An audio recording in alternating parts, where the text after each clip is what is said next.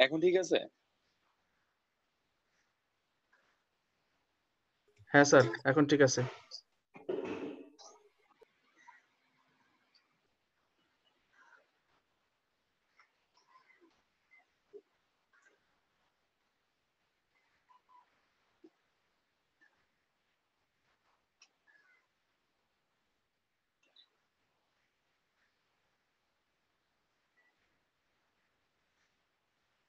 সবাই তো ফেসবুকে লাইভটা পাইছেন না, এই যে লাইভটা করছে?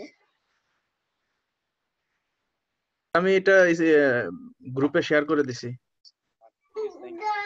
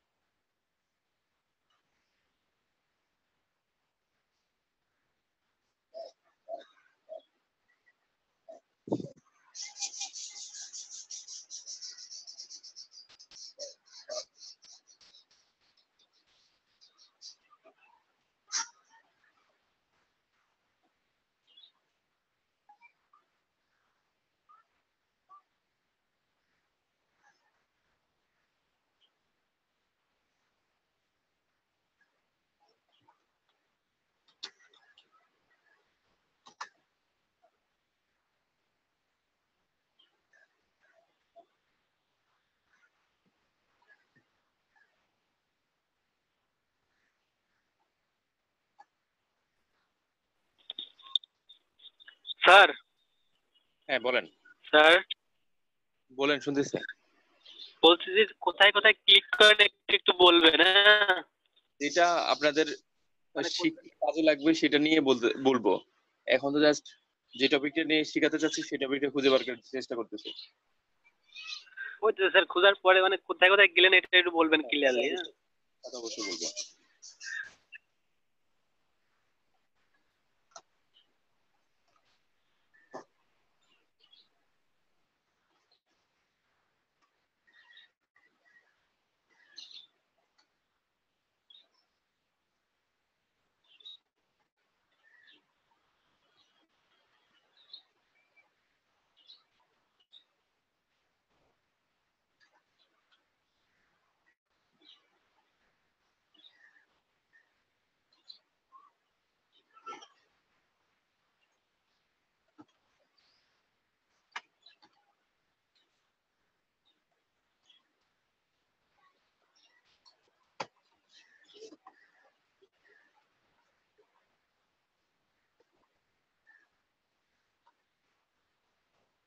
আমরা এই এসইও কিংবা ডিজিটাল মার্কেটিং শিখতে গেলে আমাদের এইচটিএমএল কয়েকটা ট্যাগ সম্পর্কে জানতে হবে, যে ট্যাগগুলো আপনাদের কাজে লাগবে, কিংবা এই ট্যাগগুলোর মাধ্যমে আপনি আপনি আপনার ওয়েবসাইটের কিংবা ভিজিটরের জন্য অপটিমাইজ আকারে প্রোডাক্ট কিংবা সার্ভিস পাবলিশ করতে সুবিধা হবে, কিংবা সার্চ ইঞ্জিনের জন্য ম্যানিপুলেট করার জন্য সুবিধা হবে। তো সেই ক্ষেত্রে আমরা যে ট্যাগগুলো জানবো,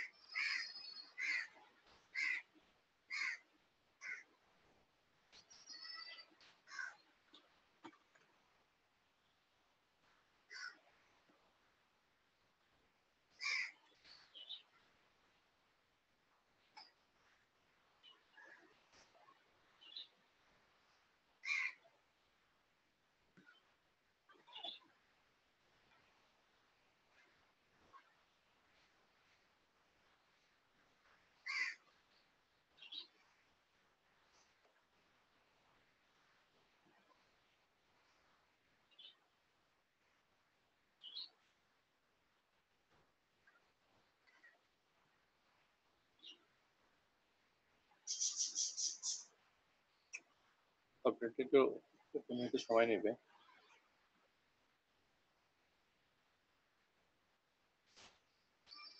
জাস্ট এটা কাজ করতেছে আমরা জাস্ট আপনাদের শেখানোর জন্য। এখানে আপনাদের এমন কিছু করতে হবে না যে প্রোগ্রামিং রিলেটেড কাজ কিংবা সফটওয়্যার ডেভেলপমেন্ট নিয়ে ঘাটাঘাটি এগুলো নিয়ে মাথা ঘামাইতে হবে না।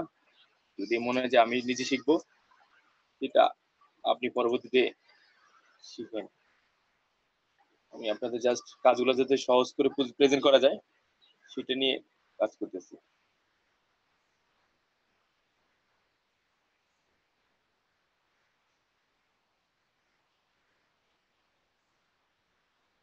তো এটা তো এইচটিএমএল কোড, এটার সাথে কে কে পরিচিত আছে? এমন কেউ আছে যে এটার সাথে পরিচিত নাই? আমরা একটু বলি, কারণ এই এইচটিএমএল বেসিক ট্যাগ গুলো আপনাদের একটু জানা দরকার।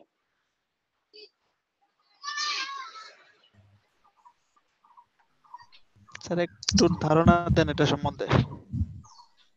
এইচটিএমএল হলো একটা ওয়েবসাইটের মার্কআপ ল্যাঙ্গুয়েজ। আমরা যে ওয়েবসাইট গুলো দেখি এই ওয়েবসাইট গুলো একটা প্রোগ্রামিং ল্যাঙ্গুয়েজ দিয়ে তৈরি করা হয়েছে,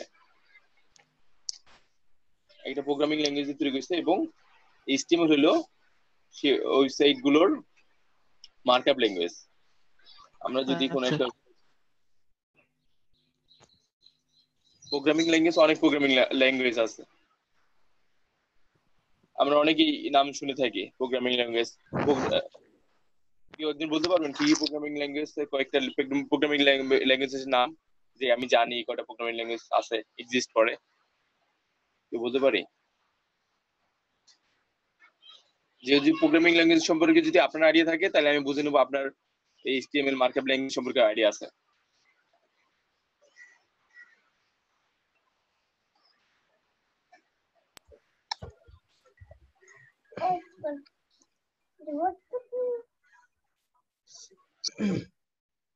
স্যার আমার ধারণা আছে।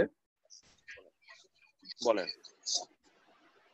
স্যার পিএইচপি, তারপর C sharp, Java, Python, C plus plus, C আছে তো স্যার অনেক। এগুলো হলো আমাদের প্রোগ্রামিং ল্যাঙ্গুয়েজ। এগুলোর বাংলাদেশে মাধ্যমে আমরা কি কি কাজ করতে পারি? সফটওয়্যার বা অ্যাপ্লিকেশন তৈরি করতে পারি।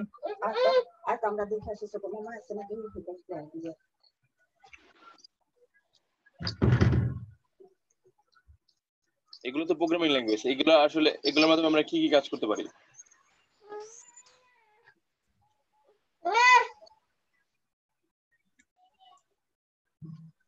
ওয়েব অ্যাপ্লিকেশন অথবা ডেস্কটপ অ্যাপ্লিকেশন তৈরি করব স্যার, এগুলো দিয়ে তৈরি করতে পারি। Web application, desktop application, mobile application.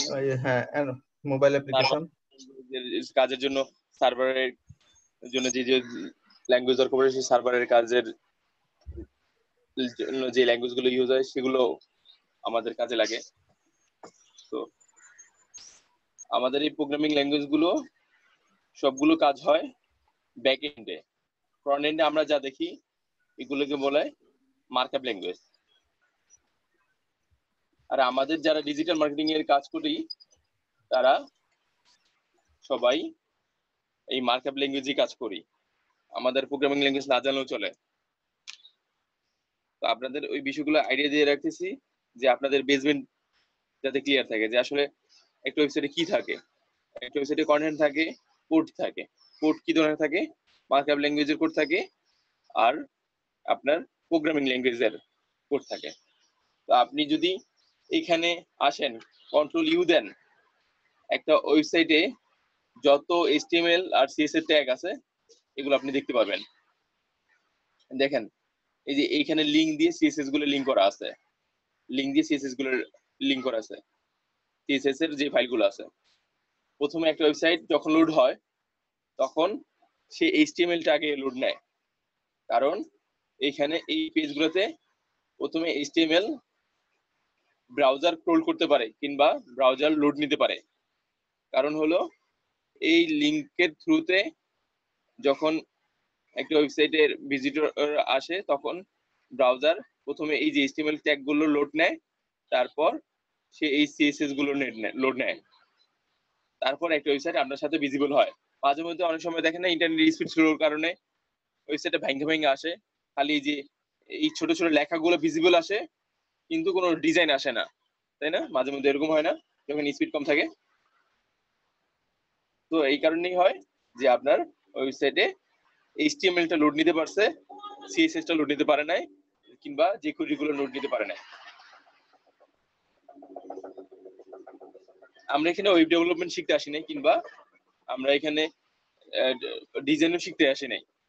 আমরা এখানে জানতেছি যে আসলে একটা ওয়েবসাইটে কি কি থাকে আর একটা ওয়েবসাইটে কি কিভাবে ডেভেলপ করা যায়। অনেক ধরনের প্রোগ্রামিং ল্যাঙ্গুয়েজ আছে। তো একটা সফটওয়্যার আছে কিংবা এক্সটেনশন আছে গুগল ক্রোমের, সেটার নাম হলো ওয়েব প্লেজার। এটার মাধ্যমে আপনি একটা ওয়েবসাইটে কি কি প্রোগ্রামিং ল্যাঙ্গুয়েজ ইউজ হয়েছে কিংবা কি কি ধরনের ফ্রেমওয়ার্ক ইউজ হয়েছে সেগুলো আপনি দেখতে পারবেন। দেখা যাচ্ছে এটা? স্যার দেখতে পাচ্ছি। বলেন তো এখানে কি কি ফ্রেমওয়ার্ক কিংবা প্রোগ্রামিং ল্যাঙ্গুয়েজ ইউজ হয়েছে? এখানে নিচ থেকে যদি আমি বলি তাহলে সিএসএস এর জন্য বুটস্ট্র্যাপ, আর এটা গিটহাবে আছে, রুবি অন রেলস ইউজ করছে, গুগল ফন্ট এপিআই ইউজ করলো, আর হলো ই কমার্সের জন্য গুগল অ্যানালাইটিক্স এর স্ক্রিপ্ট ব্যবহার করছে। আচ্ছা, তো আমরা বলতে পারি এই যে এই টুলস এর মাধ্যমে একটা ওয়েবসাইটে কি কি ডাটা আছে ফ্রিতে বলতে পারি। পেইডে যদি যান এখানে কিন্তু অনেক আরো কিছু ব্যাকএন্ডে অনেক কিছু হয়েছে, ফ্রিতে আমরা এই করে ডাটা পাইছি। তো এই ক্ষেত্রে আরো কিছু গুগল না মাইক্রোসফট এজ এর আরেকটা এক্সপ্রেশন আছে বিল্ড উইথ। এটা দিয়ে জাস্ট একটা ওয়েবসাইটের অল্প কিছু ডাটা দেখাবে, এটাতে অনেক ডাটা দেখায় কিন্তু এটা একবার দুইবার দেখার পরে আপনাকে পেইড করে দিবে।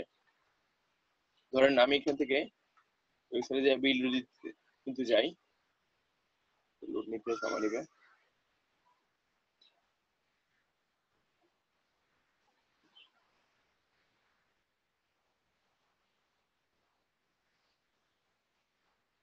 লোড নিচ্ছে। এই বিল্ড উইথ আপনাকে অল্প কিছু ডাটা ফ্রিতে দেখে পরে পেইডে চলে যাবে, বলবে যে আপডেট হয়, যে এখনই মনে আপডেট করতে বলতেছে। ডিটেইলসে যাই দেখি, হ্যাঁ ডিটেইলস এখানে গেলে এই ওয়েবসাইটে কি কি ইউজ করেছে একদম ইন ডিটেইলস সব দেখাবে। এই টুলসটা দেখেন, এটা পিএইচপি দিয়ে তৈরি করা হয়েছে, jQuery ইউজ করা হয়েছে, সিটিন ইউজ করছে ইয়াহুর ইমেজের জন্য। তো এখান থেকে ইন্ডি সব দেখাবে ভিডিও, কিন্তু একটা সময় গিয়ে আপনাকে এই ডাটাগুলো দেখাবে না, এতগুলো টেকনোলজি এখানে ইউজ হয়েছে। তো আপনি যখন একটা ওয়েবসাইট লঞ্চ করতে যান কিংবা আপনার কম্পিটিটর কি কি ধরনের টেকনোলজি ইউজ হয়েছে, একটা টেকনোলজি তো একটা ওয়েবসাইটের সৌন্দর্য বাড়ায়, তাই না? তো আপনি যে কম্পিটিটরের যে টেকনোলজি গুলো ইউজ হয়েছে সেগুলো সম্পর্কে যদি আপনার আইডিয়া থাকে তাহলে আপনি আপনার ওয়েবসাইটের ওইভাবে টেকনোলজি ইউজ করতে পারবেন না। আপনার কম্পিউটার যদি স্ট্রং হয় আপনি ওইভাবেই নিজের প্রিপারেশন নিয়ে নিজের স্ট্যান্ড পারবেন। ওরা যা যা ইউজ করবে আপনি প্রথম দিকে এইগুলো ডাটা নিয়ে টুলসের মাধ্যমে আপনি দেখে নিতে পারবেন। তো এই বিল্ড উইথ ইউজ করতে পারেন। আর হলো কি ওই প্লেজার, ওইটা দিয়ে আপনি আপনার যে কম্পিউটারের ডাটাগুলো আছে ওগুলো আপনি দেখে নেবেন যে ওরা কি কি টেকনোলজি ইউজ হয়েছে। এই টুল তো ক্লিয়ার যে কারো একটা ওয়েবসাইট কিভাবে তৈরি হয়, কোন ল্যাঙ্গুয়েজ দিয়ে তৈরি হয়, একটা ওয়েবসাইটে কি কি থাকে সেগুলো তো ক্লিয়ার। ওকে,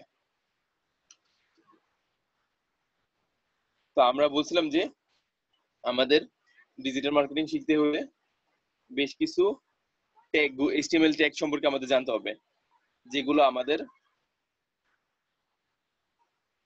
কন্টেন্ট গুলো অপটিমাইজ করতে সুবিধা হবে। কিংবা আমরা সার্চ ইঞ্জিনকে বলতে পারবো আমার কন্টেন্ট এইটা 4-5টা ট্যাগ, বেশি কিছু না। আবার প্রোগ্রামিং ল্যাঙ্গুয়েজ দেখে আবার ভয় পাই আবার কেউ চলে যায় না। গত ক্লাসে আমি বিকেলে ক্লাসে আমি ইমেল টেমপ্লেট ডিজাইন করতে দিয়েছিলাম। আমি দেখতেছিলাম এই 15-16-17টা ক্লাস একটা স্টুডেন্ট আমার চলে যায় না। কালকে দেখি এই যখন আমি এইচটিএমএল দিয়ে সিএসএস দিয়ে আমি ইমেল টেমপ্লেট ডিজাইন করে দিতেছিলাম তখন দেখি আমার স্টুডেন্ট গায়েব, আমার ক্লাসে স্টুডেন্ট নাই। তখন বুঝছি যে আসলে এদেরকে এই টেমপ্লেটটা ডিজাইন করে দিয়েছিলাম আমাদের যে এরকম একটা ইমেল টেমপ্লেট ডিজাইন করে দাও। আমি পরবর্তীতে স্টুডেন্ট পাই না, সেজন্য আপনাদের ওইভাবে ডিজাইন করতে এখন দিব না। আপনারা যদি কেউ নিজের উদ্যোগে কিংবা শিখতে চান, আমার কাছ থেকে এরকম অনেক টেমপ্লেট আছে, আপনারা নিয়ে নিবেন, নিজে নিজেই প্র্যাকটিস করবেন। তো আমরা তো এইচটিএমএল ট্যাগ সম্পর্কে জানতে চাইছিলাম। তো আমরা বলছিলাম যে কয়েকটা ট্যাগ সম্পর্কে শিখতে হবে। তার মধ্যে প্রথম হলো H1 ট্যাগ। H1 ট্যাগ বোঝা যাচ্ছে? এইটাই তো বলা হয় না যে আসলে একটা এইচটিএমএল বডির ভিতর কি কি থাকে। একটা এইচটিএমএল বডির ভিতর প্রথমে এইচটিএমএল দিয়ে শুরু হয়, এইচটিএমএল দিয়ে শেষ হয়, তারপর হেড দিয়ে শুরু হয়, হেড দিয়ে শেষ হয়, দেন বডি দিয়ে শুরু হয়, বডি দিয়ে শেষ হয়। এইচটিএমএল দিয়ে শুরু হলে শেষ হবে একদম প্রথমে এবং শেষে, এবং হেড দিয়ে শুরু হলে যে হেডটা সেটা হবে এই বডির আগে, আর এই H1 ট্যাগটা সেটা হবে বডির ভিতরে। ওইখানেও দিতে পারেন, কিন্তু গুড প্র্যাকটিস বডির ভিতরে। সব কন্টেন্ট গুলো আমাদের যে আমরা ওয়েবসাইটের ভিতরে যে কন্টেন্ট গুলো দেখি না, সব এগুলো বডির ভিতরে। আমরা যদি এখানে যাই,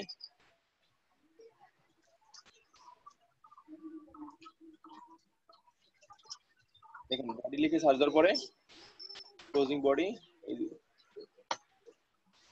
এই স্টার্টিং বডি, দেখেন এই হেডের উপরে জাস্ট লিখে এই যে জাভাস্ক্রিপ্ট আর সিএসএস এর কোড গুলো, কিন্তু এখানে নিচে আসলে সব হলো আপনার ওয়েবসাইটে যে কন্টেন্ট গুলো দরকার, বিভিন্ন ট্যাগ গুলো সেখানে যে সেগুলো মার্কআপ লেগুলো, ইমেজে লিঙ্ক করা আর হলো মার্কআপ করা। আরো যদি মাথার উপর দিয়ে যায়, এগুলো স্কিপ করেন, এগুলো মাথায় রাখার দরকার নেই। যেগুলো বুঝতে পারেন ঠিক সেগুলো মাথায় রাখার চেষ্টা করেন। তো আমরা বলছিলাম যে আমাদের একটা ওয়েবসাইটে কন্টেন্ট পাবলিশ করার জন্য কয়েকটা ট্যাগ জানতে হবে। সেই ট্যাগ গুলো এইচটিএমএল বডির ভিতর থাকবে। এইচটিএমএল বডিটা শুরু হবে, শেষ হবে, শুরু হবে, শেষ হবে। প্রত্যেকটা ট্যাগের শুরু আছে, শেষ আছে। ম্যাক্সিমাম ট্যাগের শুরু আছে এবং শেষ আছে, কিন্তু কয়েকটা ট্যাগের শুরু আছে কিন্তু শেষ নাই। যেমন ইমেজ ট্যাগ, ইমেজ ট্যাগের শুরু আছে কোনো শেষ নাই। আবার ব্রেক ট্যাগ, ব্রেক ট্যাগের শুরু আছে কিন্তু শেষ নাই। তো আপনারা যখন কন্টেন্ট পাবলিশ করতে যাবেন তখন এগুলো একটু জানা দরকার, তাহলে আপনি এগুলা ম্যানিপুলেট করতে পারবেন।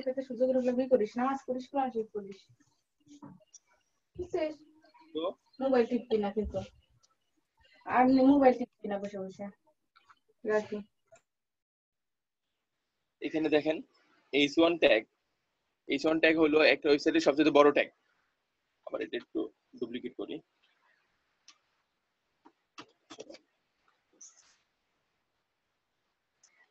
তাহলে H1 2,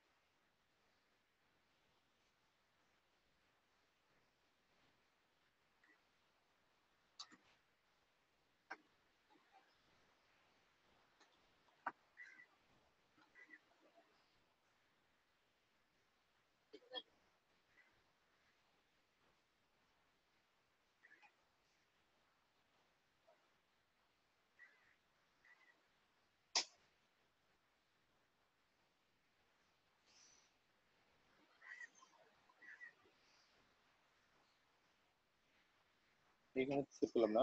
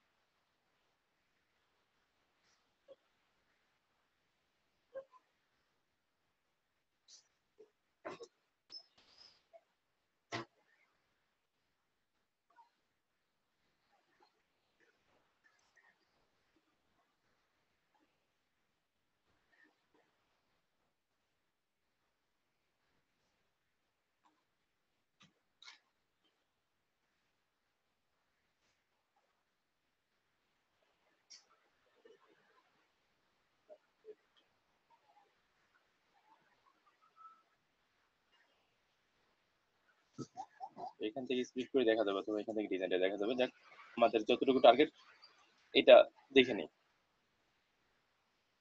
তো আমাদের একটা কন্টেন্ট যখন আমরা পাবলিশ করি একটা ওয়েবসাইটে, আমাদের এই করে ট্যাগ খুবই কাজে লাগে, খুবই ইম্পর্টেন্ট। প্রথম H1 ট্যাগ, দ্বিতীয় হলো গিয়ে এই ট্যাগ, তারপর হলো গিয়ে ইমেজ ট্যাগ, আর একটা হ্যাঁ এই ট্যাগের লাগে স্টেপ, এই কটা, এই তিনটা ট্যাগই আমাদের খুবই কাজে লাগে। তো এই কটা ট্যাগ আমরা একটু শিখে নিব। কারো কি কোনো বুঝতে সমস্যা হচ্ছে এই ট্যাগ কটা সম্পর্কে? কারো কোশ্চেন থাকলে একটু বলেন। হ্যালো, একটু রেসপন্স করেন। যদি আপনাদের বুঝতে হয় কোডিং এইটুকু পার্ট, তাহলে স্কিপ করে যাব, জাস্ট বলে যাবো এটা এইভাবে কাজ হয়। শুনতে পাচ্ছেন আমাকে? স্যার শুনতে পাচ্ছি, আমার কোনো প্রবলেম নাই, অন্য কারো আছে কিনা? আচ্ছা, তাহলে আগে যে থাকি, যদি কারো কোশ্চেন থাকে তাহলে যে ভালো পারে তার কাছ থেকে একটু আস্ক করে নেবেন। আমরা যখন এই চনটাকে একটা কন্টেন্ট দিলাম, এই স্টুডিও একটা দিই,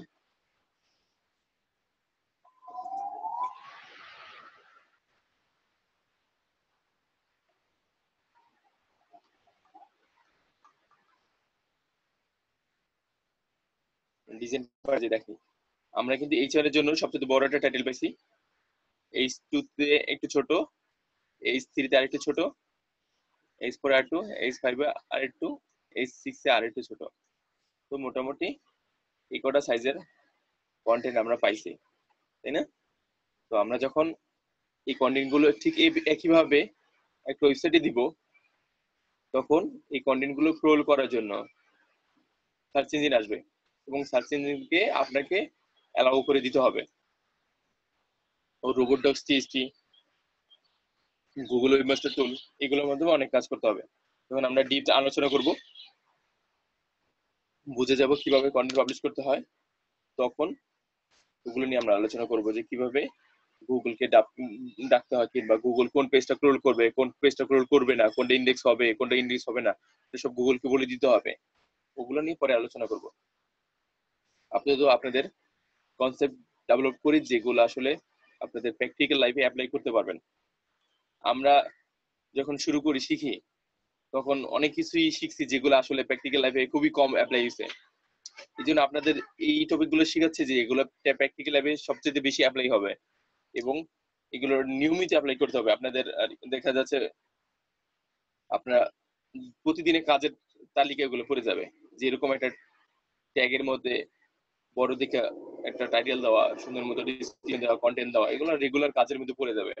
তো এগুলা এই জন্য শিখেছি যে আপনাদের ভুলে যাওয়ার যাতে প্রবলেম না থাকে, কিংবা মানুষ দেখার সাথে সাথে মাথায় রাখতে পারে। তো আমরা যখন এই কন্টেন্ট গুলো পাবলিশ করব, পাবলিশ করার পরে সার্চ ইঞ্জিন শুধু আমার এই H1 ট্যাগটা এসে ক্রল করবে, H1টা ট্যাগ ক্রল করবে শুধু গুগলের এই হেডিং ট্যাগের জন্য। কারণ এখানে যে প্রথম পেজটা আসছে না, যে এটা কিন্তু এই H1 ট্যাগ থেকে আসছে, এই যে এটা কিন্তু H1 ট্যাগ থেকে আসছে।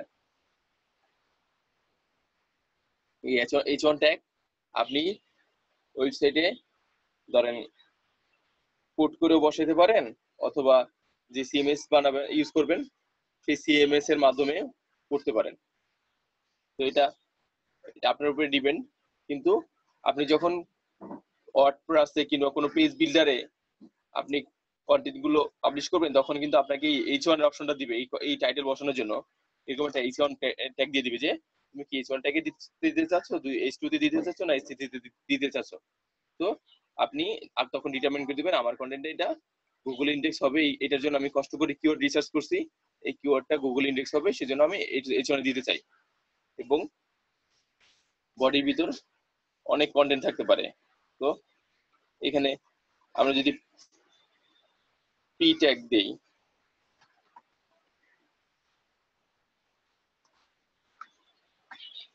এই পি ট্যাগের ভিতর অনেক কন্টেন্ট থাকবে। কন্টেন্ট নিয়ে আসি,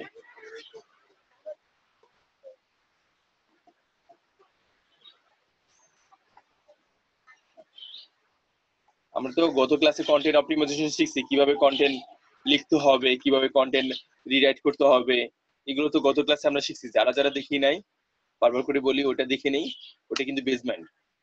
ওইটা মিস হয়ে গেলে কিন্তু আপনারা অনেক কিছুই ক্যাপচার করতে পারবেন না কিংবা প্রোডাক্টিভিটি আনতে পারবেন না।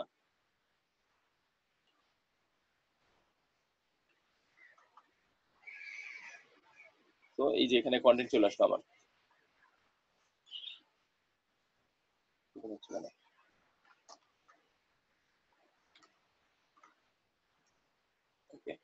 তো আমরা H1 ট্যাগ সম্পর্কে ক্লিয়ার। যখন একটা ওয়েবসাইটে আসবে ভিজিটর, তখন সে H1 ট্যাগটাকে স্ক্রল করবে। দেন যখন একটা ওয়েবসাইটে ভিজিটর আসবে, একটা ওয়েবসাইটে কি কি ধরনের কন্টেন্ট থাকে, এই যে এরকম একটা টাইটেল থাকে, যে সুন্দর একটা ডিসক্রিপশন থাকে, সুন্দর একটা ডিসক্রিপশন থাকে, একটা টাইটেল থাকে, সুন্দর একটা ডিসক্রিপশন থাকে। প্রথমে টাইটেলটা, পরে গুগল টাইটেলের ভিতরে সুন্দরভাবে কিওয়ার্ড দিয়ে অপটিমাইজ করা থাকলে গুগল এটারে প্রিফার করবে। দেন ওই টাইটেলটা পড়ার পরে এখানে ভিতরে এসে দেখবে কিওয়ার্ড আছে কিনা, কিংবা কিওয়ার্ড ডেনসিটি হয়েছে কিনা, এগুলো গুগল দেখবে। দেন যখন আসবে যে আমি যদি চাচ্ছি এখানে যে কোনো একটা ওয়ার্ড লিঙ্ক করে দিতে, কিংবা যে কোনো একটা কিছু লিঙ্ক করে দিতে, তখন আমরা কি করব? তখন এই ট্যাগের মাধ্যমে ওই কন্টেন্টটাকে লিঙ্ক করে দিব। ধরেন আমি চাচ্ছি এই শেষের এই কন্টেন্টটাকে লিঙ্ক করে দিতে।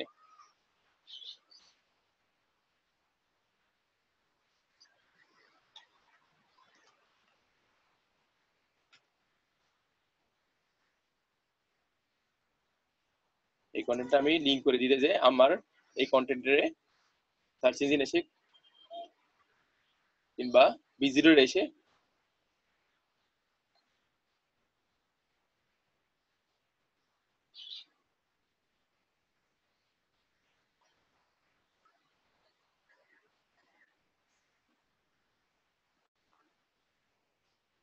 যেটা কিন্তু লিঙ্ক হয়ে গেছে না, কি মনে হয় এটাতে ক্লিক করলে এই লিঙ্কে যাওয়া যাবে না? তো যখন ভিজিটর আসবে, আমার এরকম সুন্দর টাইটেল থাকবে, তারপর এরকম টেক্সট থাকবে, দেন এই টেক্সটের ভিতর ভিজিটর এসে দেখবে কি আছে। তো আমরা যখন এই টেক্সটে এইভাবে সুন্দর করে দিয়ে দিব, দিয়ে দেওয়ার পরে এখানে একটা জিনিস দেখেন, রেফারেল রিলেশন দেখা যাচ্ছে। এই রিলেশন এর মাধ্যমে আপনি একমাত্র সার্চ ইঞ্জিনের বোঝানোর জন্য এই ট্যাগটা ইউজ হবে। এই রিলেশনের মাধ্যমে আপনি সার্চ ইঞ্জিনকে বলে দিতে পারবেন যে তুমি এই পেজটাকে ফলো করবা নাকি ফলো করবা না। যখন এখানে রিলেশন নো ফলো থাকবে, তখন কি করবে সার্চ ইঞ্জিন এই দিক থেকে পড়তে পড়তে পড়তে পড়তে এখানে আইসা এই লিঙ্কে আইসা যখন এখানে দেখবে নো ফলো, সে কি করবে, এখানে যে এই লিঙ্কটা আছে না, এই লিঙ্কের ভিতরে আর যাবে না, সে এই লিঙ্কটা পড়ে এর নিচের দিকে চলে আসবে। আর এখানে যদি এটা পরে বুঝবো আমরা, আগে no follow to follow basic দিয়ে শিখি।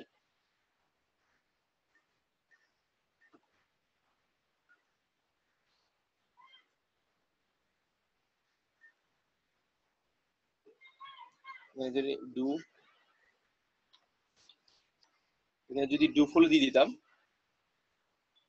এখানে নো ফলো ছিল কিছুক্ষণ আগে, এখন ডু ফলো দেওয়ার কারণে কি হবে, ছাত্রী যখন এদিক দিয়ে পড়তে পড়তে আসবে, পড়ে পড়ে আসা পরবর্তীতে তো এই কন্টেন্ট গুলো পরবর্তীতে এই দেখবে লিঙ্ক দেখার পরে এখানে রেফারেল দেখবে, রেফারেল দেখার সাথে সাথে এই লিঙ্কের ভিতরে ঢুকে যাবে, এই লিঙ্কের ভিতরে ঢুকে ওই সাইটটাকে ক্রল করতে থাকবে, ওই সাইটটাকে ভিজিট করতে থাকবে। বুঝতে পারছি আমরা? এইটুকু কারো কোনো কোশ্চেন আছে, কনফিউশন আছে? আমার কথা শুনতে পাচ্ছেন? জি স্যার, শুনতে পাচ্ছি। এটুকু বুঝতে পারছি যতটুকু দেখাইছে? জি স্যার, আমি বুঝতে পারছি। তো আমি এখন কিন্তু এখানে এই লিংকের মাধ্যমে বলে দেবো যে তুমি এই লিংকটাতে ঢুকতে পারবা অথবা এই লিংকটিকে ঢুকতে পারবা না, এই রেফারেলের মাধ্যমে, রিলেশনের মাধ্যমে। এই রিলেশন আমরা দিয়ে দিব, ডু ফলো হইতে পারে অথবা এখানে আমরা নো ফলো দিতে পারি, হয়তো ডু ফলো হবে নয়তো নো ফলো হবে।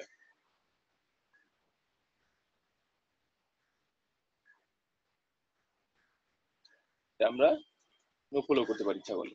সেম জিনিস আমাদের এখানে দেখি, আমরা যদি কোডে চলে যাই, এটা দেখতে কোনো পার্থক্য নাই, একই জিনিস, কিন্তু এটা যখন অল্টার টেক্সটে যাব কিংবা এটা যখন কন্ট্রোল ইউ দিয়ে কিংবা ইনস্পেক্ট এলিমেন্ট যাব, তখনই আমরা দেখতে পারবো এটার রিলেশনটা কি। এখানে যখন আসি সেম দেখতে একই রকম, এটা রিলেশন নো ফলো, এটা রিলেশন ডু ফলো। কিন্তু এটা সার্চ ইঞ্জিনে বোঝার জন্য যে আমার এই লিংকের ভিতরে তুমি যাইতে পারবা অথবা এই লিংকের ভিতরে তুমি যাইতে পারবা না, এই কখন লিংকের ভিতরে যাইতে পারবে, কেন যাইবে, এইগুলো কিন্তু গত ক্লাসে আলোচনা করা হয়েছে অনেক ডিটেইলসে। সেই জন্য আজকের ক্লাসটা আমরা একটু টেকনিক্যালি দেখতেছি, যে গত ক্লাসটা যাতে যা শিখছি সেটার প্র্যাকটিক্যাল ইমপ্লিমেন্টেশন হয়। এই কাজগুলো আপনারা যখন কোনো সিএমএস এর মাধ্যমে করবেন কিংবা কোনো ওয়েবসাইট বিল্ডারের মাধ্যমে কাজ করবেন, তখন আপনার কিন্তু এই কাজগুলো আরো সহজ হয়ে যাবে, এত কোডিং নিয়ে মাথা ঘামাতে হবে না। এখানে জাস্ট তখন খালি ধরবেন আর পেজে টেক্সট এডিটরের মাধ্যমে পোস্ট করবেন। আমরা যেমন মাইক্রোসফট ওয়ার্ডে, এক্সেলে যেমন কন্টেন্ট লিখি না কিংবা কোনো টপিক নিয়ে লিখি, যেমন এখানে টাইটেল দেওয়া যায়, ফন্ট দেওয়া যায়, এরকমই আপনি ওয়ার্ডপ্রেস কিংবা যে কোনো পেজ বিল্ডার কিংবা যে কোনো সিএমএস এর মাধ্যমে এই ধরনের কন্টেন্ট আপনি পেতে পারবেন। তো এখানে যখন আপনি কন্টেন্ট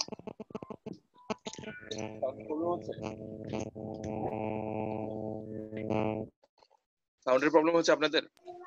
জি স্যার, সাউন্ডের প্রবলেম হলো, লাস্টের কথাগুলো শুনতে পাই নাই। আচ্ছা,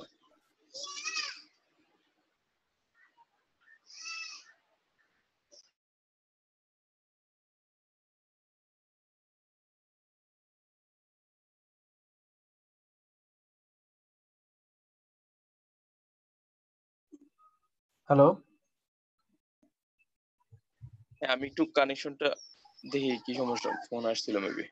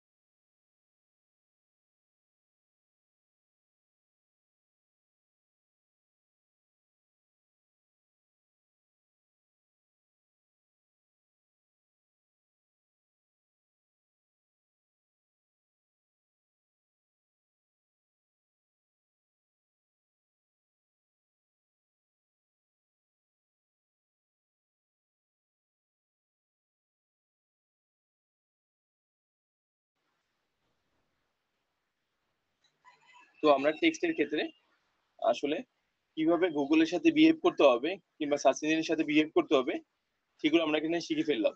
যে আমার এই টেক্সট দেখতে একই রকম থাকবে ভিজুয়ালি, কিন্তু ব্যাক এন্ডে গেলে আমি এটার রিলেশন পেয়ে যাব। তো টেক্সট নিয়ে তো আমাদের ক্লিয়ার, টেক্সট নিয়ে তো কোনো কনফিউশন নাই না। তো আমরা নেক্সট টপিকে আগে যাই। এখন আমরা যে প্যারাগ্রাফ একটা ট্যাগ নিলাম, এই প্যারাগ্রাফের ভিতরে আমরা টেক্সট লিখবো, কিন্তু আমরা এই ইমেজ গুলো ইচ্ছা করলে প্যারাগ্রাফের ভিতরে দিতে পারি, নাও দিতে পারি, এটা আমাদের উপর ডিপেন্ড।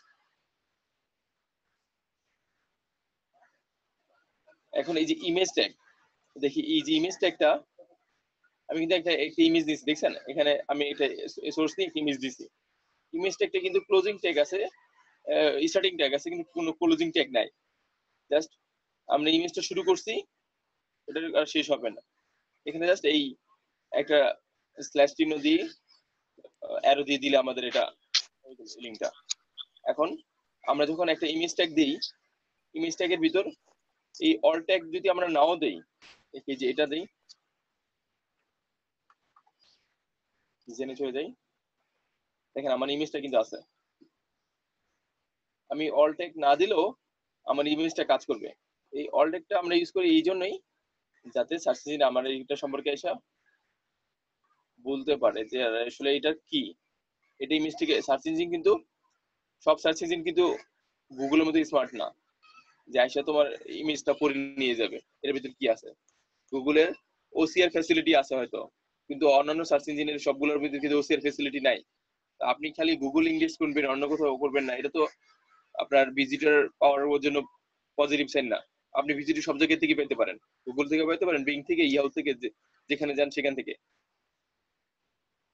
তো আপনার ভিজিটর যখন পাইতে চান, তো আপনার ইমেজগুলো গুগলকে কিংবা সার্চ ইঞ্জিনকে বুঝাই দিতে হবে এই ইমেজটা এই সম্পর্কে বলা হচ্ছে। কারণ আমি ইমেজটা হোয়াটসঅ্যাপ থেকে নিয়েছি, কারণ আমি এটা সম্পর্কে বলে দিলাম এই ইমেজটা হোয়াটসঅ্যাপের হয়তো কোনো একটা বিষয় নিয়ে আলোচনা হচ্ছে। যখন আমি এটা বলে দিলাম, তখনই গুগল এটা বলে বুঝে যাবে যে, কিংবা সার্চ ইঞ্জিন এটা বুঝে যাবে যে এই ইমেজটা এইটার সম্পর্কে বলা হয়েছে। তখন কি করবে, ওই আমরা যে কিওয়ার্ড রিসার্চ করব সেটার সাথে কম্পিটিশন অ্যানালিসিস করে আমাদের যে র্যাঙ্কিং পাওয়ার ইচ্ছা, সেই র্যাঙ্কিং অনুযায়ী আমাকে র্যাঙ্ক দিবে এই ইমেজের অল ট্যাগের কারণে। তো আমরা তো এই সার্চ তো বুঝলামই যে কি বলে এই ট্যাগের কাজ তো বুঝলামই যে আসলে অল ট্যাগ আবার কি বলে রেফারেল রিলেশন আর অল ট্যাগের কাজ, যে আসলে রিলেশন কি কাজ হয় আর অল ট্যাগের কাজ হয়। আমরা ইচ্ছা করলে একটা ইমেজকেও একটা লিঙ্কের বানিয়ে ফেলতে পারি। দেখেন এখানে এই যে এই ট্যাগের মাধ্যমে আমি চাচ্ছি google.com এ আমার এটাতে ক্লিক করলে এই এই যে ওয়েবসাইটটা আছে, এই ইমেজটা আছে, এই ইমেজে ক্লিক করলে এই যে আমার এই ইমেজটা আছে, ইমেজে ক্লিক করলে google.com এ চলে যাবা। আমি এখানে দিয়ে দিছি যে google.com লিঙ্ক, আর ইমেজে যখন ক্লিক হবে তখন সে google.com এ চলে যাবে। ব্রাউজারে রান হচ্ছে না কেন? তাহলে ব্রাউজারে রান হলে ক্লিয়ার দেখা যেত।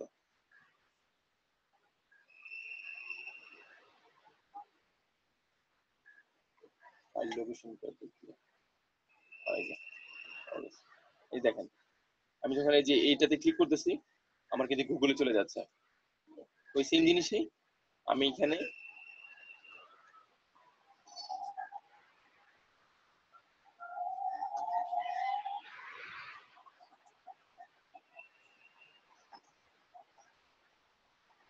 এই যে এখানে এই সেম লিঙ্কটাই আমি ইমেজের সাথে করে দিয়েছি, এবং ইমেজকে আমি একটা অল টেক্সটের মাধ্যমে দিয়ে দিয়েছি।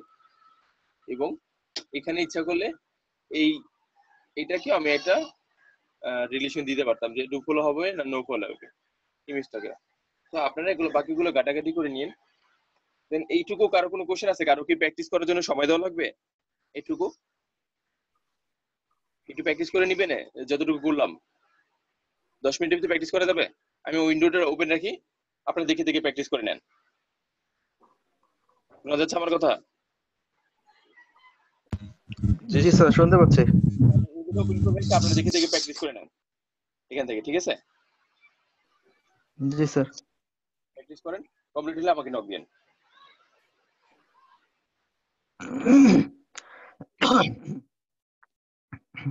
নোটপ্যাডটা নামাই নিয়েন, নোটপ্যাড প্লাস প্লাস দিয়ে সুবিধা হবে, আমার এখানে দ্রুত হবে বিধে আমি ড্রিমউইভার দিয়ে ইউজ করছি।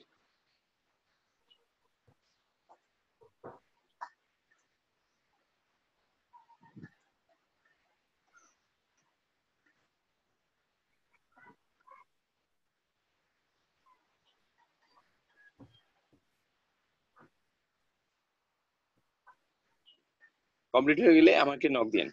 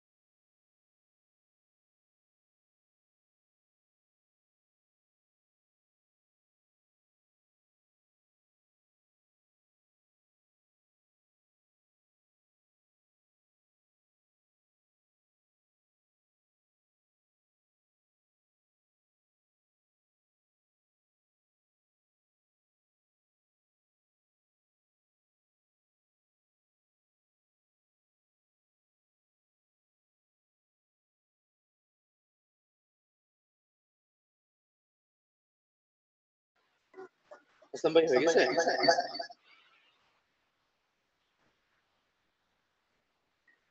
আসলাম ভাই হয়ে গেছে? জি স্যার, আমার তো হয়ে গেছে। আচ্ছা নক দিবেন না, আমি বললাম তো নক দিবেন। আর কারো কোনো কোশ্চেন কনফিউশন আছে এটাতে? আর কিছু বলা লাগবে এই টপিকটা নিয়ে, যে কিভাবে আমাদের ওয়েবসাইটের ভিতরে আমাদের অপটিমাইজেশনের জন্য কাজে লাগে? আমি আরেকবার একটু 1 মিনিটের ভিতর রিভিউ করে পরবর্তী টপিকে চলে যাই। আমাদের প্রথম হলো একটা ওয়েবসাইটে যখন কোনো সার্চ ইঞ্জিন কিংবা বট আসে, সে কি করে, তার টার্গেট থাকে আমি এই বডির ভিতর যে টাইটেলটা থাকবে সেই H1 ট্যাগ, সেই H1 ট্যাগ থেকে সে কাউন্ট করবে।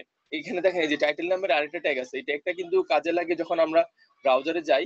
সেই ব্রাউজারে যখন এই যে এখানে একটা ইয়া থাকে না, এই ট্যাবের ভিতর, এই ট্যাবটার ভিতর কাজে লাগে। তো এই টাইটেলটা যে ট্যাগটাকে দেখতে কিরকম লাগবে কিংবা টাইটেল ট্যাগের ট্যাগটা কিরকম দেখাবে সেইটা দেখায়। আর এই আমাদের H1 ট্যাগের কাজ হলো আমাদের ওয়েবসাইটটাকে সার্চ ইঞ্জিনে কিভাবে দেখাবে সেটা তৈরি করা।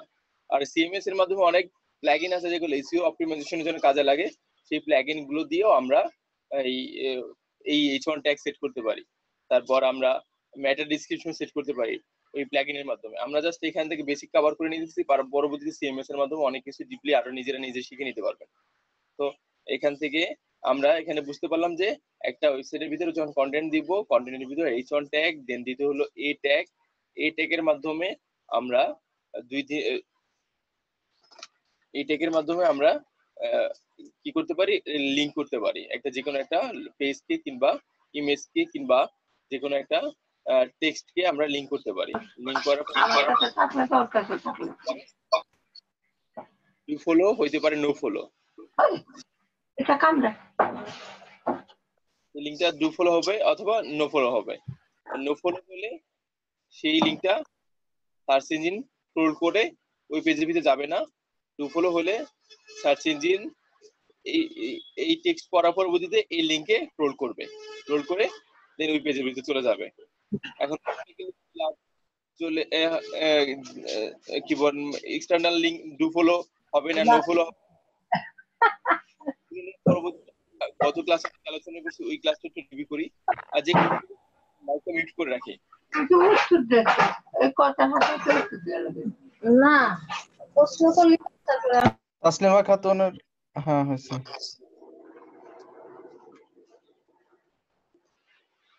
এই যে কোডিং পার্ট ধরার পরে স্টুডেন্ট পাওয়া যায় না, সে কোডিং পার্ট ধরছি 4-5 জন গায়েব হয়ে গেছে। তো দেন আমরা ইমেজটাকে অল টেক্সটের মাধ্যমে গুগলের কাছে কিংবা সার্চ ইঞ্জিনের কাছে পরিচিত করে দিতে পারি।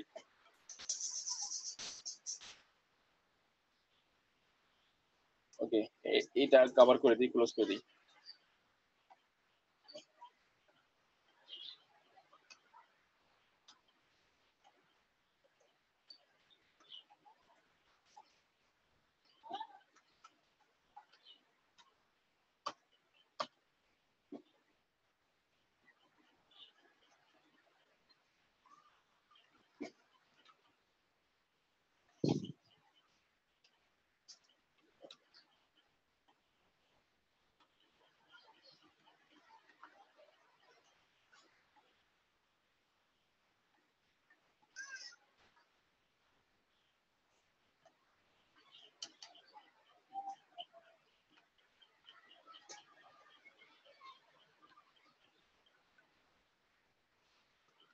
নেক্সট কি টপিক আছে দেখেন তো আসলাম ভাই।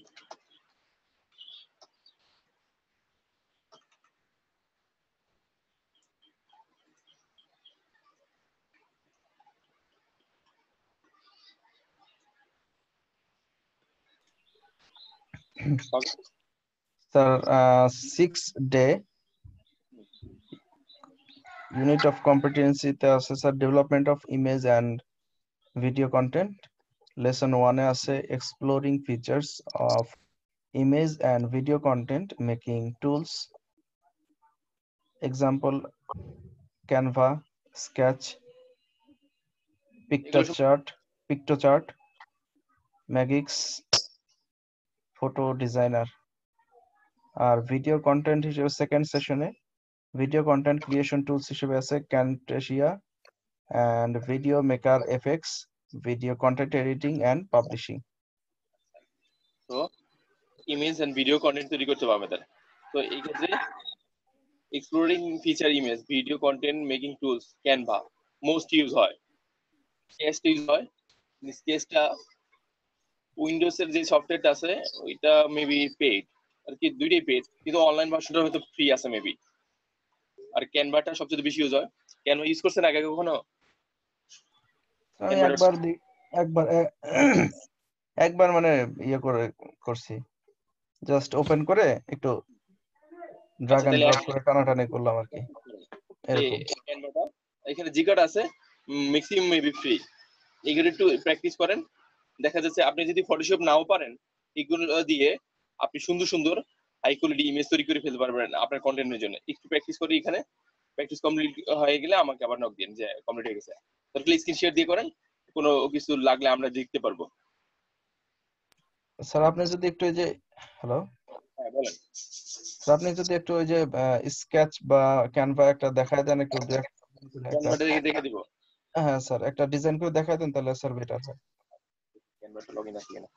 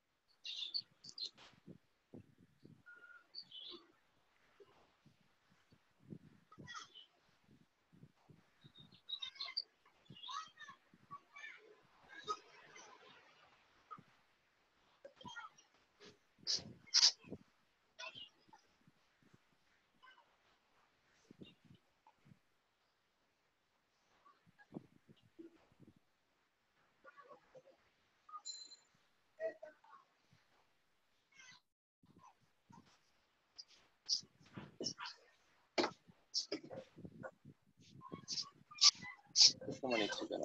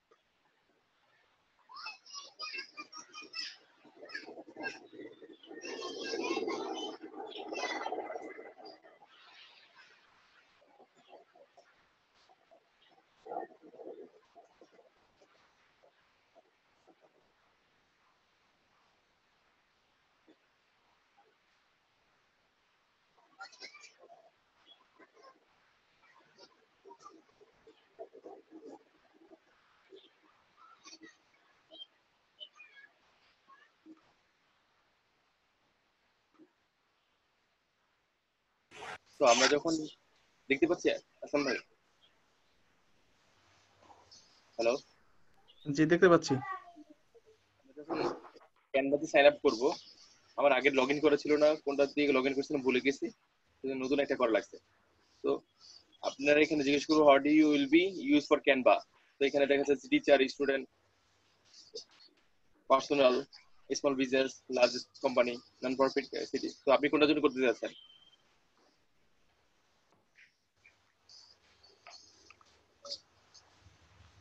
এটার উপরে ডিপেন্ড করে আমরা এখানে ডিজাইন করব। তো আমরা এখানে দেখি স্মল বিজনেস না পার্সোনাল দিয়ে শুরু করি,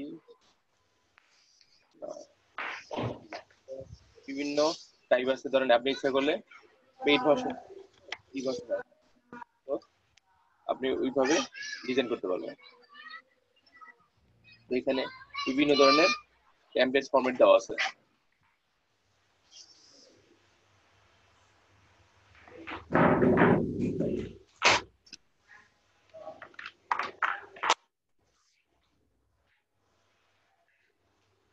তো এখানে আসলে কিছু ইউজার গাইডলাইন দিবে।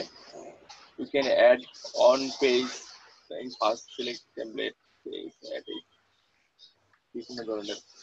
এটি পড়ে নিন আপনারা।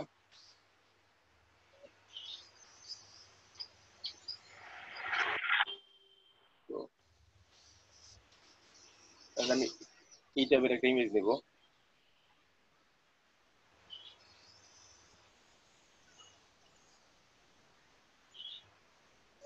তাহলে এখানে দেখেন ইমেজগুলো কিছু মুভ করা যায়, যেগুলোকে আপনি এডিট করতে পারবেন।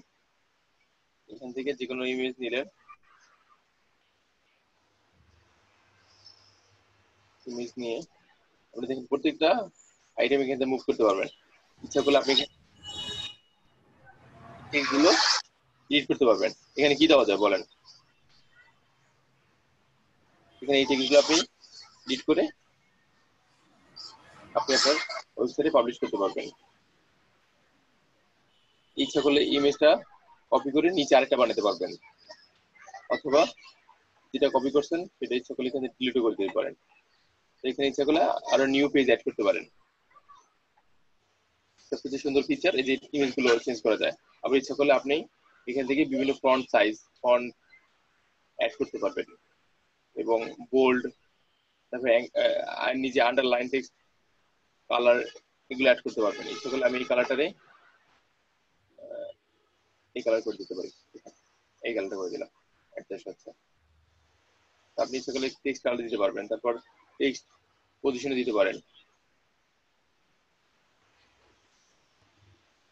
এইভাবে মাইক্রোসফট ওয়ার্ডের মধ্যে পুরোটা ইচ্ছা করলে বিভিন্ন ভাবে দিতে পারবেন। আরো অনেক ফিচার আছে, নিজের এক্সপ্লোর করে নিয়ে নেন। আপনি ইচ্ছা করলে এই ডিটেইলে ট্রান্সপারেন্সি বাড়াইতে পারেন, কমাইতে পারেন। পুরো ফটোশপের মধ্যে পুরো ফটোশপে যেগুলো একটু মনে হচ্ছে একটু ক্রিটিক্যাল, এখানে একটু বেশি। ফটোশপের ফিচার বেশি তো এই জন্য মনে হয় ক্রিটিক্যাল, যেখানে একটু ফিচার কম সেটা মনে হয় একটু কম ক্রিটিক্যাল। তো আপনি বাইরে থেকে ইমেজ আইনা এখানে ইনসার্ট করতে পারবেন ইচ্ছা করলে। বাইরে থেকে ইমেজ আইনা এখানে বসাতে পারবেন।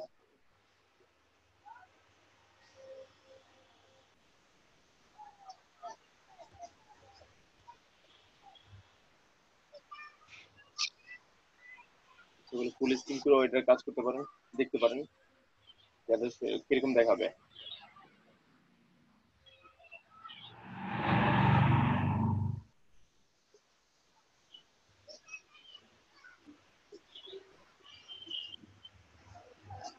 যখন এগুলো সবকিছু সাজানো ঠিক হয়ে যাবে তখন ইচ্ছা করলে এখান থেকে বিভিন্ন ফরম্যাট আছে, এখান থেকে ডাউনলোড দিতে পারবেন। পিএনজি আছে, জেপি আছে।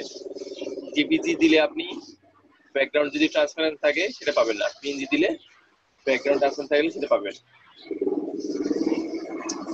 এখানে কিন্তু সাইজ টাইজ এগুলো ঠিক করতে গেলে পুরো অপশনে যেতে হবে, ওগুলো নিতে গেলে টাকা খরচ করতে হবে। আমরা ফ্রিতে কাজ করি।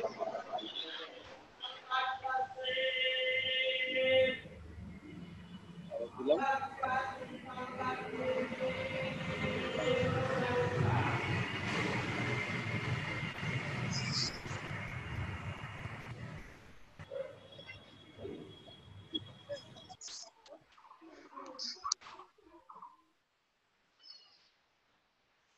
দেখেন ইমেজটা ডাউনলোড হয়েছে না এখানে,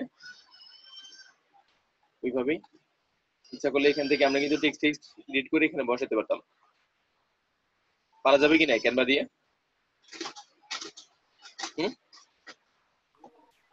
ডিজাইন রেডি থাকলে করতে পারবে। বুঝতে পারিনি। ডিজাইন যদি আইডিয়া থাকে, ভালো ডিজাইনের হাত থাকে, তাহলে করতে পারবে ইজিলি। অনেক আইডিয়া দেওয়া থাকবে আপনার, আপনি খালি কনসেপ্ট ডেভেলপ করবেন কোনটার জন্য করবেন। এখানে আপনি এই কাজগুলো যদি ফটোশপ দিয়ে করতে যেতেন কিংবা এক্সডি দিয়ে করতে যেতেন, তখন কিন্তু আপনার বসে বসে এই কনসেপ্ট গুলো ডেভেলপ করা লাগতো। কনসেপ্ট গুলো কিন্তু আপনার এখানে দেওয়াই আছে, আপনি খালি এখানে দেখবেন, আইডিয়া দিবেন, অথবা ইচ্ছা করলে যদি আপনি ইমেজ গুলো ডাউনলোড করে আপনি আপনার ফটোশপের জন্য ইউজ করবেন। এটা এখান থেকে একটা আইডিয়া জেনারেট করার জন্য বেটার হয়। আপনি যদি চান আপনি আর সুন্দরভাবে ফটোশপ শিখবেন, বিভিন্ন ধরনের ডিজাইন লেআউট আছে, এখান থেকে আইডিয়া নিয়ে কাজ করতে পারবেন। ফটোশপ লেখার ওইগুলা করার আরো অন্যান্য সেক্টর, বিশাল সেক্টর, ওগুলা দিয়ে করতে হয়, কি বলে ড্রিবল থেকে আইডিয়া করা যায়। তারপর আরো অনেক সাইট আছে, এখান থেকে সুন্দর সুন্দর আইডিয়া জেনারেট করা যায়। তো মোটামুটি তো ক্যানভাটা করুন, বাকিগুলো কি আপনারা চেক করবেন না আমি দেখে দেবো?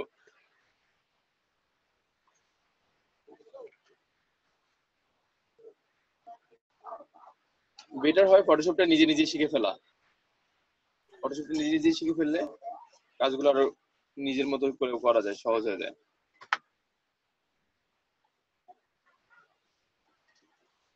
আরেকটা বিষয়, এখন ধরেন ইমেজের সাইজটা কত, 225 কেবি, তাই না? হ্যালো, শোনা যাচ্ছে আমাকে? জি স্যার, শুনতে পাচ্ছি। ইমেজের সাইজটা 225 কেবি। এখন আপনি চাচ্ছি এই ইমেজটা আরো হালকা হোক, আরো হালকা হলে 100 কেবি বা 80-90 কেবি হলে সাইজটা আরো হালকা হয়ে যেত না ওয়েবসাইটে লোডিং এর জন্য? জি। এখন ইমেজটা তো যদি সাইজ কমাইতে চাই, সেজন্য আমার তো কিছু টুলস ইউজ করা লাগতে পারে, তাই না? দেখি কিছু টুলস আছে কিনা আমার কাছে।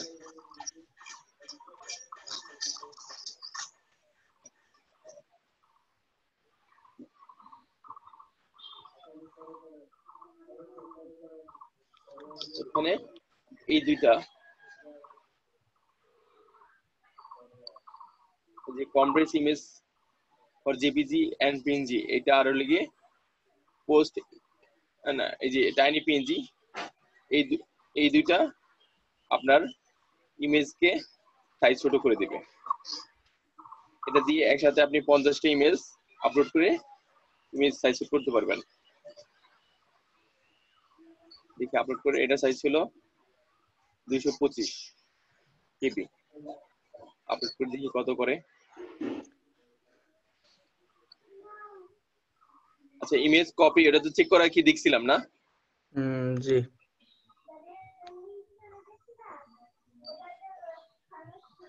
এই সাইটগুলো একটু লিখে রেখে দেন। তো এইখানে দেখেন 225 কেবি রে ও বানাইছে লেগিয়া 45 কেবি, অনেক হালকা হয়ে গেছে না? এখন ডাউনলোড করে দেখি তো কোয়ালিটি ঠিক আছে কিনা। এটা হলো গিয়ে আমার যেটা হালকা সেটা, আর এটা হলো গিয়ে আমার যেটা ভারী। পার্থক্য আছে কিন্তু নাম চেঞ্জ হচ্ছে, দেখেন উপরে এখানে কি চেঞ্জ হচ্ছে, কিন্তু কোয়ালিটির কোনো হেরফের হচ্ছে? কোয়ালিটির কোনো হেরফের না, খুব একটা পার্থক্য, মানে কোনো পার্থক্য বোঝা যাচ্ছে না সেরকম। তো আমি যদি এখানে এই ডাউনলোড ফোল্ডারে যাই, দেখেন এখানে এটার সাইজ হলো, এটার সাইজ দেখা যাচ্ছে, দেখেন মাত্র 44 কেবি। দেখছেন একটু আগে আমরা ওই যেটা ডাউনলোড দিয়েছি সেটা সাইজ কত ছিল? 225। অনেক কমে গেছে না? আমার ওয়েবসাইটের জন্য এটা অপটিমাইজের জন্য অনেক কাজে লাগবে না?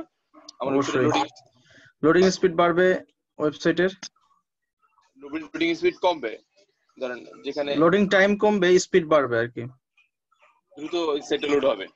জি জি। তো আমরা এই থিংসটা অ্যাপ্লাই করে যে এটা আর এটা হচ্ছে টাইনি পিএনজি, এই দুইটা ইউজ করে আপনি আপনার ওয়েবসাইটের ইমেজগুলো প্রপারলি অপটিমাইজ করতে পারবেন। বুঝতে পারছেন? আবার মাঝে মধ্যে ক্যানভা দিয়ে যে ইমেজগুলো করবেন সেগুলো গুগলে ধরে ফেলতে পারে যে এগুলো কপি ইমেজ, দেখি এটা কপি ইমেজ ধরতে পারি কিনা। যখন ধরবে তখন আপনার একটু ফটোশপ দিয়ে ওটা এডিট করে নিতে হবে। যদি ফটোশপ দিয়ে এডিট করে নেন তাহলে আর গুগল ধরতে পারবে না।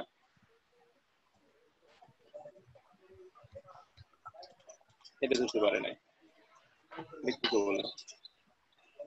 তো কিছু কিছু ইমেজ হতে পারে গুগল ধরে ফেলবে, যখন গুগল ধরে ফেলবে ওগুলো নিজের মতো করে এডিট করে নেবেন। বুঝতে পারছি? জি।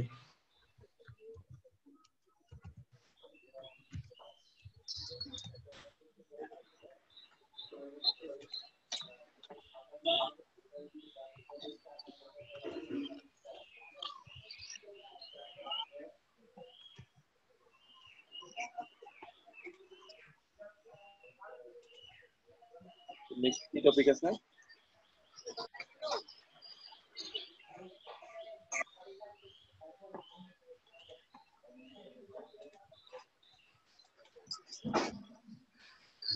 বাকি সবাই রেসপন্স করে না, এক দুজন রেসপন্স করলে কিন্তু আসলে বোঝা যায় না আসলে কি শিখতে পারতেছে না, আসলে আমি শিখাতে পারতেছি কিনা। সবাই একটু রেসপন্স করেন, দুই চারজন রেসপন্স করলে ক্লাসটা একটু আসলে প্রাণবন্ত হয়, কিংবা সবার সাথে ইন্টারঅ্যাক্ট কমিউনিকেট করতে সুবিধা হয়, যে আমি আসলে বুঝাতে পারতেছি কিংবা আসলে ক্লাস করে ভালো লাগতেছে। ক্লাস করে যদি খারাপ লাগে ওইগুলো আপনি নিজে শিখতে পারবেন, ক্লাস করা দরকার কি, তাই না? ক্লাসে আসছেন, একটু ক্লাসের মতো অ্যাক্টিভিটি দেখান, তাহলে দেখা যাবে আমার ক্লাস নিতে ভালো লাগবে, আপনাদেরও ভালো লাগবে। জি স্যার। কোশ্চেন করবেন, বুঝছেন? না বুঝলে যে আসলাম ভাই না বুঝলে সেটার সাথে সাথে কোশ্চেন করে, কিংবা কোনো জিনিস দেখতে চাইলে বলে দেয়, আমি দেখাই দিই, কিংবা কোনো হেল্প লাগলে আমি করে দিই। আমি কিন্তু এখানে খুব দ্রুত আগাচ্ছে, আপনাদের কি কারো কোনো সমস্যা হচ্ছে এই দ্রুত আগানোর কারণে? জি, না স্যার। স্লো আগাতে সুবিধা হয় আর কি। প্রবলেম সুবিধা হয়। জি। আপনি একটু তাদের সাথে act করবেন। আচ্ছা, ক্যানভা স্কেচ, এই যে এই কোয়ার্ডে একটু আপনারা নিজের গুগল সার্চ দিয়ে একটু দেখেন, দেখেন কত মিনিট সময় দেবো এটা দেখার জন্য বলেন। এই যে বাকি কয়টা এগুলো তো এক না? স্যার এরকম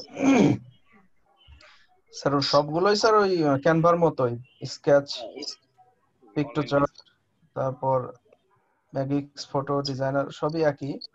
সব প্রত্যেকটা দিয়েই ওই গ্রাফিক্স তৈরি করার জন্য, অর্থাৎ ইমেজ তৈরি করার জন্য বিভিন্ন অবজেক্ট ব্যবহার করে বা টেক্সট ব্যবহার করে। যে একটা পারবে সে অন্য সবগুলাই পারবে, কিন্তু ডিজাইনের আইডিয়াটা তৈরি করতে হবে, আর এটা 15-10 মিনিটের ব্যাপার না, এটা ডিজাইন করতে করতে অনেক দিন সময় নিয়ে হবে। আচ্ছা, তাহলে এই নিয়ে আর কথা বলা দরকার আছে? মনে হয় না স্যার। টুল ক্যামব্রিজ সম্পর্কে আইডিয়া আছে কারো? না।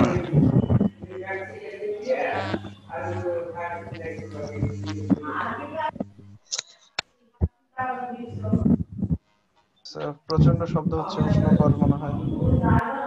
আচ্ছা, মিউট করে দিচ্ছি, কিন্তু আমার এখানে তো শব্দ হওয়ার কথা না। হ্যাঁ স্যার, ঠিক হয়ে গেছে। ক্যামব্রিজ নিয়ে কোনো আইডিয়া আছে আসাম ভাই? জি স্যার, আমি ক্যামব্রিজের কাজ করি। তাহলে তো আপনার জন্য সহজ। তা আপনি একটু সবাই দেখাই দেন কিভাবে কাজ করে, কোন কি কি ফিচার আছে, স্ক্রিন শেয়ার দিয়ে দেখান। আচ্ছা স্যার, এক সেকেন্ড একটু ক্যামব্রিজের ওপেন করে নেই। আমার টপ করে দিই।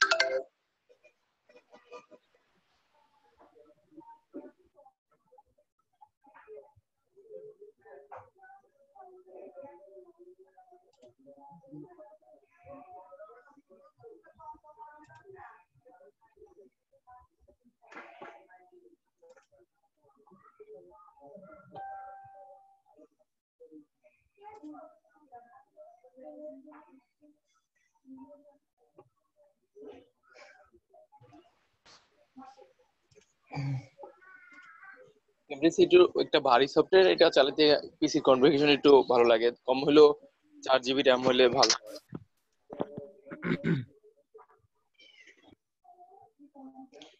স্ক্রিন দেখতে পাচ্ছেন সবাই?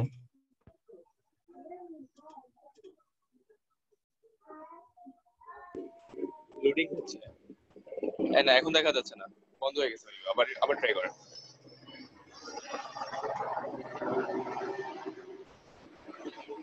এখন দেখতে পাচ্ছি না আমরা। এখন দেখতে পাচ্ছেন? হ্যাঁ দেখা যাচ্ছে। আচ্ছা, আমি Camtasia 9 ভার্সন ইউজ করতেছি। হ্যাঁ, এটা দিয়ে আমরা ভিডিও এডিট করতে পারবো। ভিডিও এডিট বলতে আমরা যেটা বুঝি যে ভিডিওর মাঝখানে যদি কোনো অপ্রয়োজনীয় অংশ থাকে মেইনলি সেটাকে কাট করা, অন্য একটা ভিডিওর অংশকে যদি আমি ভিডিও অন্য একটা মানে দুইটা ভিডিওকে যদি বা দুই বা ততোধিক ভিডিওকে একসাথে জোড়া লাগাইতে চাই সেটা করতে পারবো, অর্থাৎ ডিলেট এবং অ্যাড দুইটাই করতে পারবো। আর যদি অন্য কোনো অডিও আমি আর একটা ভিডিওর সাথে অ্যাড করতে চাই সেটাও আমি পারবো, অর্থাৎ এক ধরনের ভিডিও আরেক ধরনের অডিও আমি অ্যাড করতে পারবো। তো আমি আর এছাড়াও আরো অনেক কিছু কাজ আছে এখানে, তো আমি সিম্পলি এইটুকু দেখা দিচ্ছি। আরেকটা Camtasia দিয়ে কাজ করা যায়, সেটা হলো রেকর্ড করা, স্ক্রিন রেকর্ড করতে পারবো আমরা। আমাদের মনিটর বা ডেস্কটপের যে স্ক্রিন আছে এটা আমরা তৈরি করতে পারবো, রেকর্ড করতে পারবো। এর জন্য এই যে উপরে এটা যখন Camtasiaটা ওপেন হবে, ওপেন হলে একেবারে উপরে টাইটেল বারের নিচে রেকর্ড নামক একটা শব্দ আছে। হ্যাঁ, অথবা আপনি এখানে একটা হলো ক্লিক করতে পারেন, আর একটা হলো কন্ট্রোল আর প্রেস করতে পারেন। যদি রেকর্ডে ক্লিক করেন তাহলে আপনার রেকর্ড স্ক্রিন টুলটা আসবে। একটু সময় লাগবে।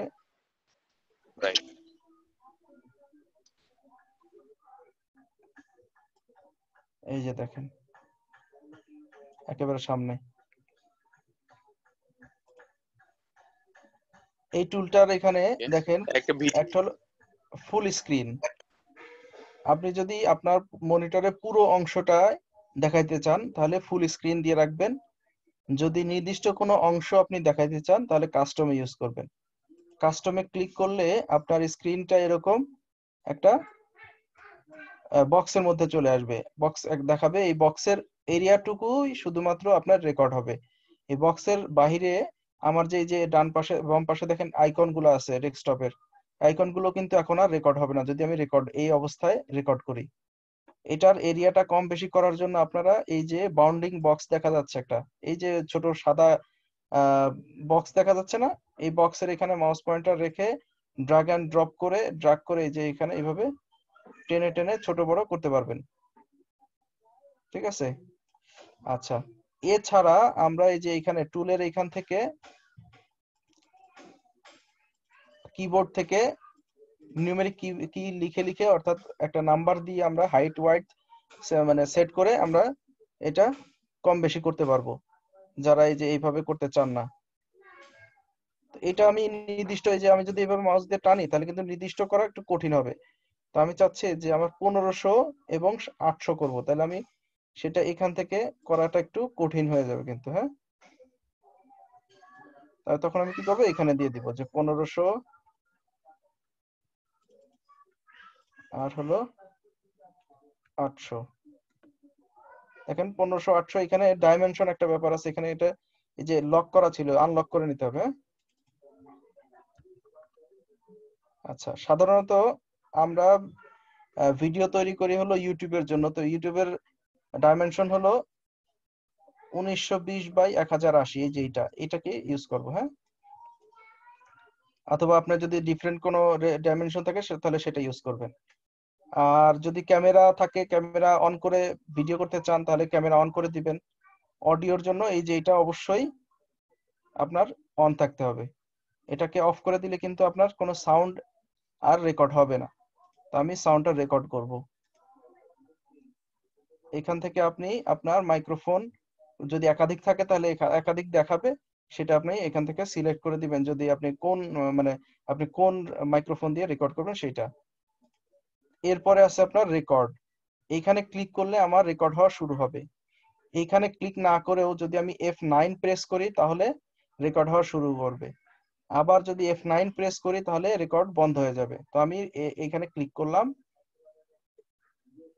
দেখেন এখানে প্রেস F10 টু, আচ্ছা F10 দিলে রেকর্ডিং স্টপ হবে, আর F9 দিলে হলো রেকর্ডিং এর মাঝখানে পুশ হবে।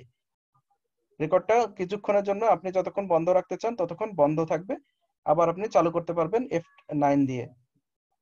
তো আমি এখন কথা বলতেছি, আমার স্ক্রিনটা রেকর্ড হচ্ছে প্লাস আমার কথাটাও রেকর্ড হচ্ছে। তো আমি একটু ডেস্কটপে কিছু কাজ করি।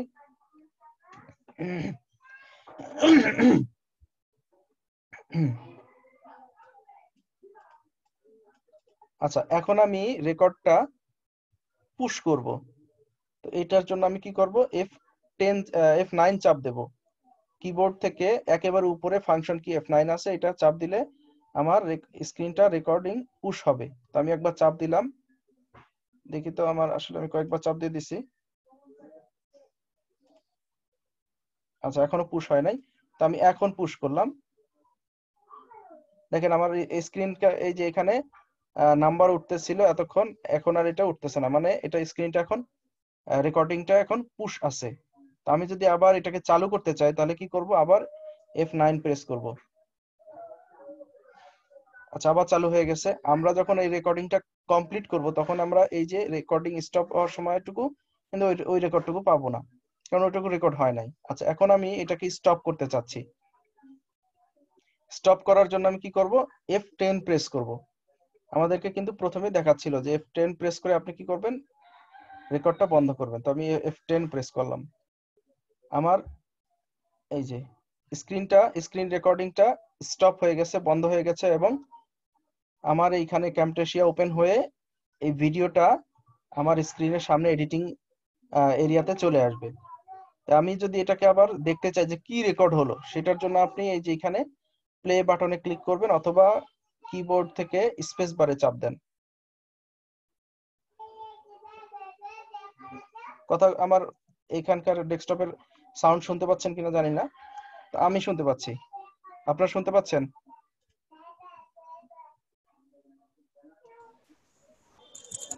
না, কিছু কোনো আওয়াজ আসতেছে না।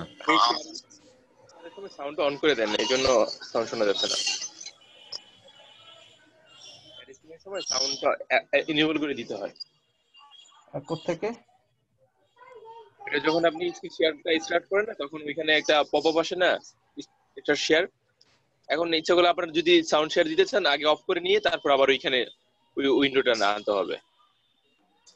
আবার শেয়ার করেন, দেন ওখানে দেখবেন নিচে একদম ছোট করে একটা টিক বক্স আছে, ওখানে। ও আচ্ছা, হ্যাঁ হ্যাঁ, পেয়েছি স্যার। আচ্ছা, ওকে, এখন শুনতে পাচ্ছেন? আচ্ছা, এখন আমি রেকর্ডটা পুশ করব। এখন সাউন্ড শুনতে পাচ্ছেন না? মেবি অল্প কিছু শুনতে পেলাম মেবি। আচ্ছা, এইখানে দেখেন, প্রথমে আমি ধরেন এই যে এইখানে এখান থেকে যদি এই যে এখানে একেবারে নিচের দিকে দেখেন ট্র্যাকার 1 2 এরকম আছে। তো আমার এক একটা ট্র্যাকারে এক এক রকম কি বলে ফাইল থাকবে, অর্থাৎ অডিও ফাইল, ভিডিও ফাইল, এগুলো আলাদা আলাদা ট্র্যাকারে থাকবে। অডিও ফাইলের জন্য অডিও ট্র্যাকার আর ভিডিওর জন্য ভিডিও ট্র্যাকার থাকবে। তো আপনি চাইলে দুটাকে একসাথে কাটতে পারেন অথবা একটাকে মানে একটা একটা করেও কাটতে পারেন। সাধারণত প্রথম অবস্থায় অডিও এবং ভিডিও ফাইল একসাথে থাকে। যদি আলাদা করে কাটতে চান তাহলে সেটাকে ডিটাচ করে নিতে হবে, অর্থাৎ একসাথে থাকে তো ওটাকে আপনার আলাদা করে নিতে হবে।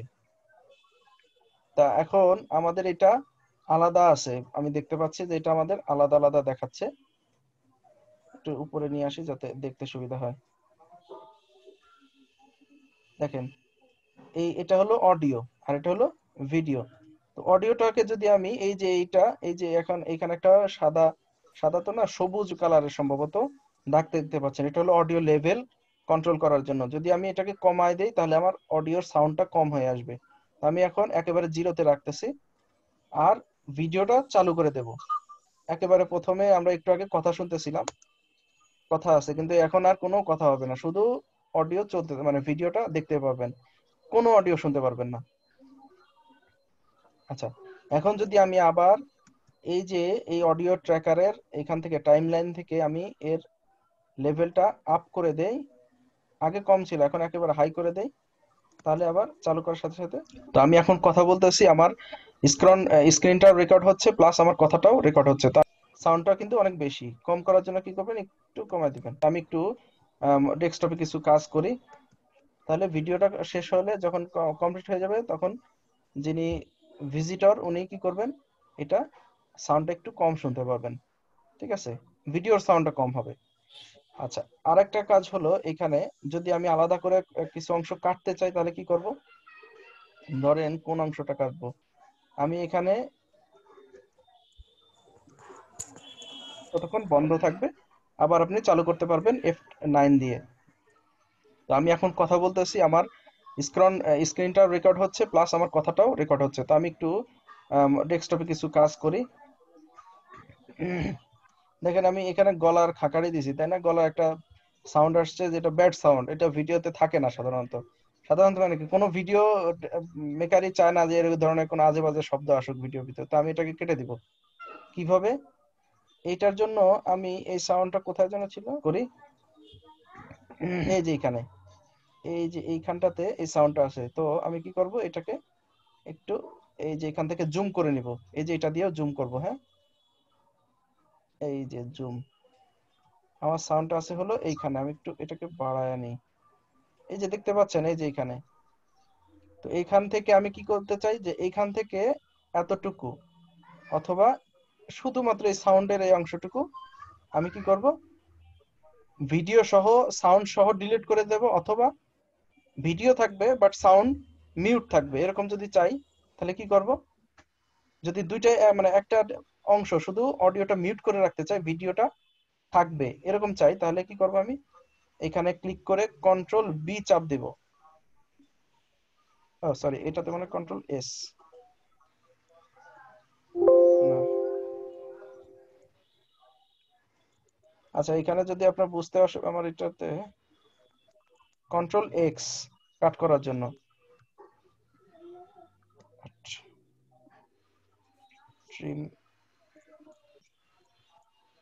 আচ্ছা, split control S, sorry S, শুধু এস। আসলে আমি দুইটা সফটওয়্যার, আরেকটা সফটওয়্যার ইউজ করি ফিল্মোরা, সবচেয়ে বেশি ওটাতে ইউজ করি, তো ওই জন্য ওইটার শর্টকাট আমার মুখস্থ।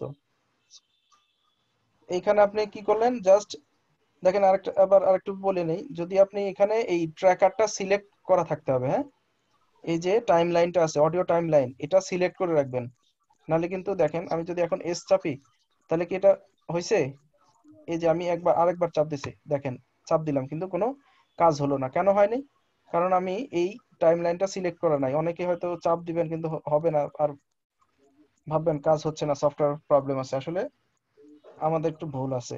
তো আপনি কি করবেন, এটা সিলেক্ট করলে যে এরকম হলুদ দাগ আসবে, সিলেক্টেড দেখাবে মনে হবে। তো এখন আপনি কি করবেন, এস চাপ দেন, এটা স্প্লিট হয়ে গেল, ভাগ হয়ে গেল। এখন এই সাউন্ড পার হয়ে টাইম লাইনটাকে, যে এটাকে একটু মানে কি বলে, এটা সরাই নিয়ে এই পাশে এসে আবার সিলেক্ট করেন, করে আবার এস চাপ দেন কিবোর্ড থেকে, অথবা এই যে এখানে যে আইকনটা আছে এটাকে ক্লিক করেন, স্প্লিট হয়ে গেল। এখন কি করবেন, এই অংশটা আলাদা হয়ে গেছে কিন্তু দেখেন। আপনি চাইলে এটাকে এভাবে মাউস দিয়ে ড্র্যাগ এন্ড ড্রপ করে সরায় ফেলতে পারেন বা ডিলিট করে দিতে পারেন, অথবা চাইলেন যে না এটা এখানেই থাক, ঠিক আছে, ভবিষ্যতে লাগে কি না না লাগে ঠিক নাই, আপনি কি করলেন, এখানে এটা রেখে দিলেন আর এইটার সাউন্ড আপনি লো করে দিলেন, বাস। এখন দেখি আমরা একটু আবার এইখানে আসলাম, এই যে এটাকে সরাই নিলাম, ঠিক আছে। এবার স্পেস বার চাপ দিলাম, আরো সাউন্ড আছে না? এই পর্যন্ত আছে। তাহলে আমি এই পর্যন্ত আসলাম, আসার পরে এইটাকে সিলেক্ট করলাম, সিলেক্ট করে এস চাপ দিলাম।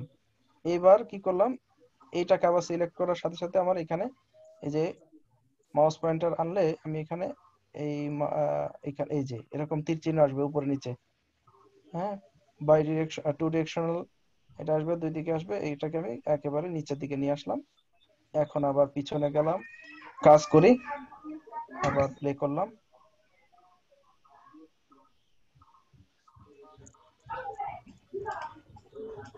আচ্ছা এখন আমি আচ্ছা আমি মনে করলাম যে এখানে আসলে আমার এখানে ভুল হয়েছে কোনো একটা। আপনি যে অ্যাকশনটা করলেন, যে কাট করলেন বা কিছু একটা করলেন, কমালেন, এগুলো ভুল হয়েছে। তো আপনি কি করবেন, সিম্পলি আন্ডু করার জন্য কন্ট্রোল জেড দিয়ে আন্ডু করে নেবেন, ঠিক আছে। এই যে দেখেন একটা একটা করে আন্ডু, এই যে আগের একেবারে প্রথম অবস্থায় ফিরে আসলো। এইবার কি করব আমি, যে আমি দুইটাকে একসাথে কাটতে চাচ্ছি, তাহলে কি করবেন, দুটাকে একসাথে সিলেক্ট করবেন। কিভাবে সিলেক্ট করবেন, প্রথম একটা সিলেক্ট করবেন, যে কোনো একটা, তারপরে আবার কন্ট্রোল চাপ দিয়ে দ্বিতীয়টা সিলেক্ট করবেন। হয়তো ভিডিও সিলেক্ট করলেন, পরে কন্ট্রোল চাপ দিয়ে অডিওটা সিলেক্ট করে নিলেন। এরপর ট্র্যাকারটা কোথায় আছে জানি না, আমি এই যে উপরে এখানে স্কেল আছে, স্কেলের এইখানে উপরে ক্লিক করব, তাহলে যেখানে থাকুক আপনার সামনে উপস্থিত হবে, সে হাজির হয়ে যাবে, ঠিক আছে। এরপর শুধু এস চাপ দেন, বাস কেটে গেছে দেখেন। আর আমি এই যে এখানে মনে হয় সাউন্ড শেষ, আমার ওই গলার শব্দটা ব্যাড সাউন্ড, এটাকে এখানে রাখা আবার আমি দুইটাকে একসাথে সিলেক্ট করলাম, কন্ট্রোল চাপ দিয়ে ধরে, তারপর এইখানে ক্লিক করতে পারি অথবা এস চাপ দিতে পারি। এইবার আমি এটা এই দুইটাকে একসাথে সিলেক্ট করলাম, আবার কন্ট্রোল চাপ দিয়ে, কাটার সাথে সাথে ডিসিলেক্ট হয়ে যাবে। আবার এই দুইটাকে কন্ট্রোল চাপ দিয়ে ধরে সিলেক্ট করলাম, এবার কিবোর্ড থেকে ডিলিট প্রেস করলাম, দেখেন ডিলিট প্রেস করার সাথে সাথে ডিলিট হয়ে গেল,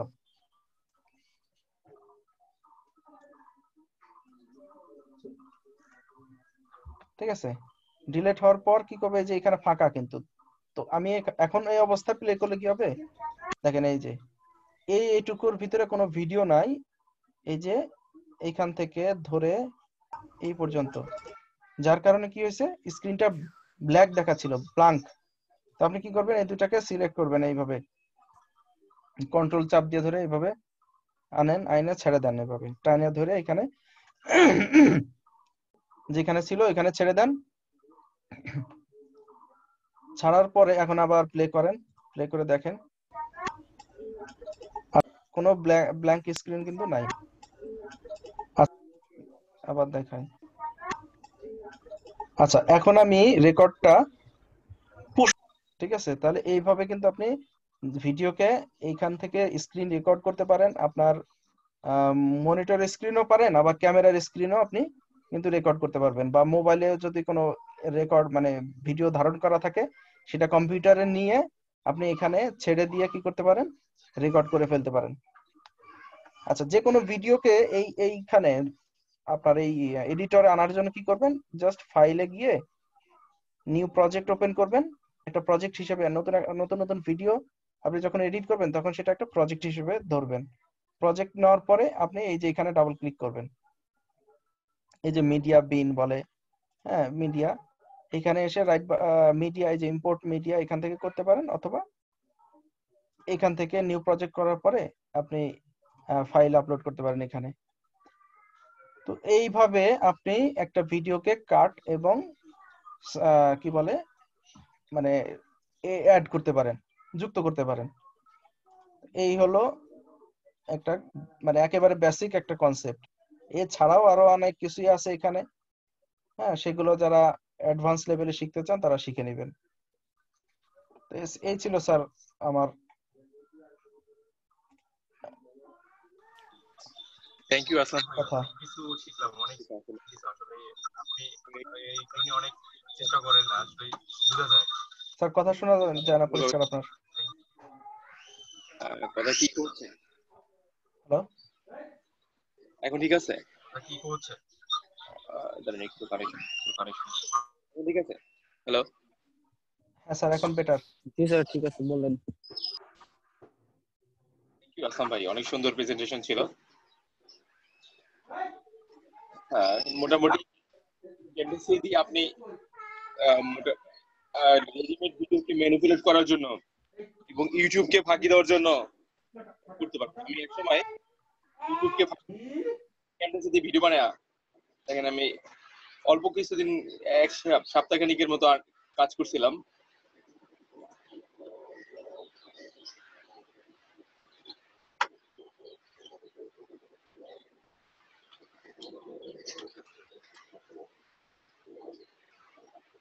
তখন বুঝতাম না তো, বিগিনিং লেভেল ছিলাম একদম 2016 সালের দিকে, শুরুর দিকে। মানুষ যা করতো তাই করতাম, তখন ওরকম প্রাতিষ্ঠানিক ট্রেনিং ছিল না।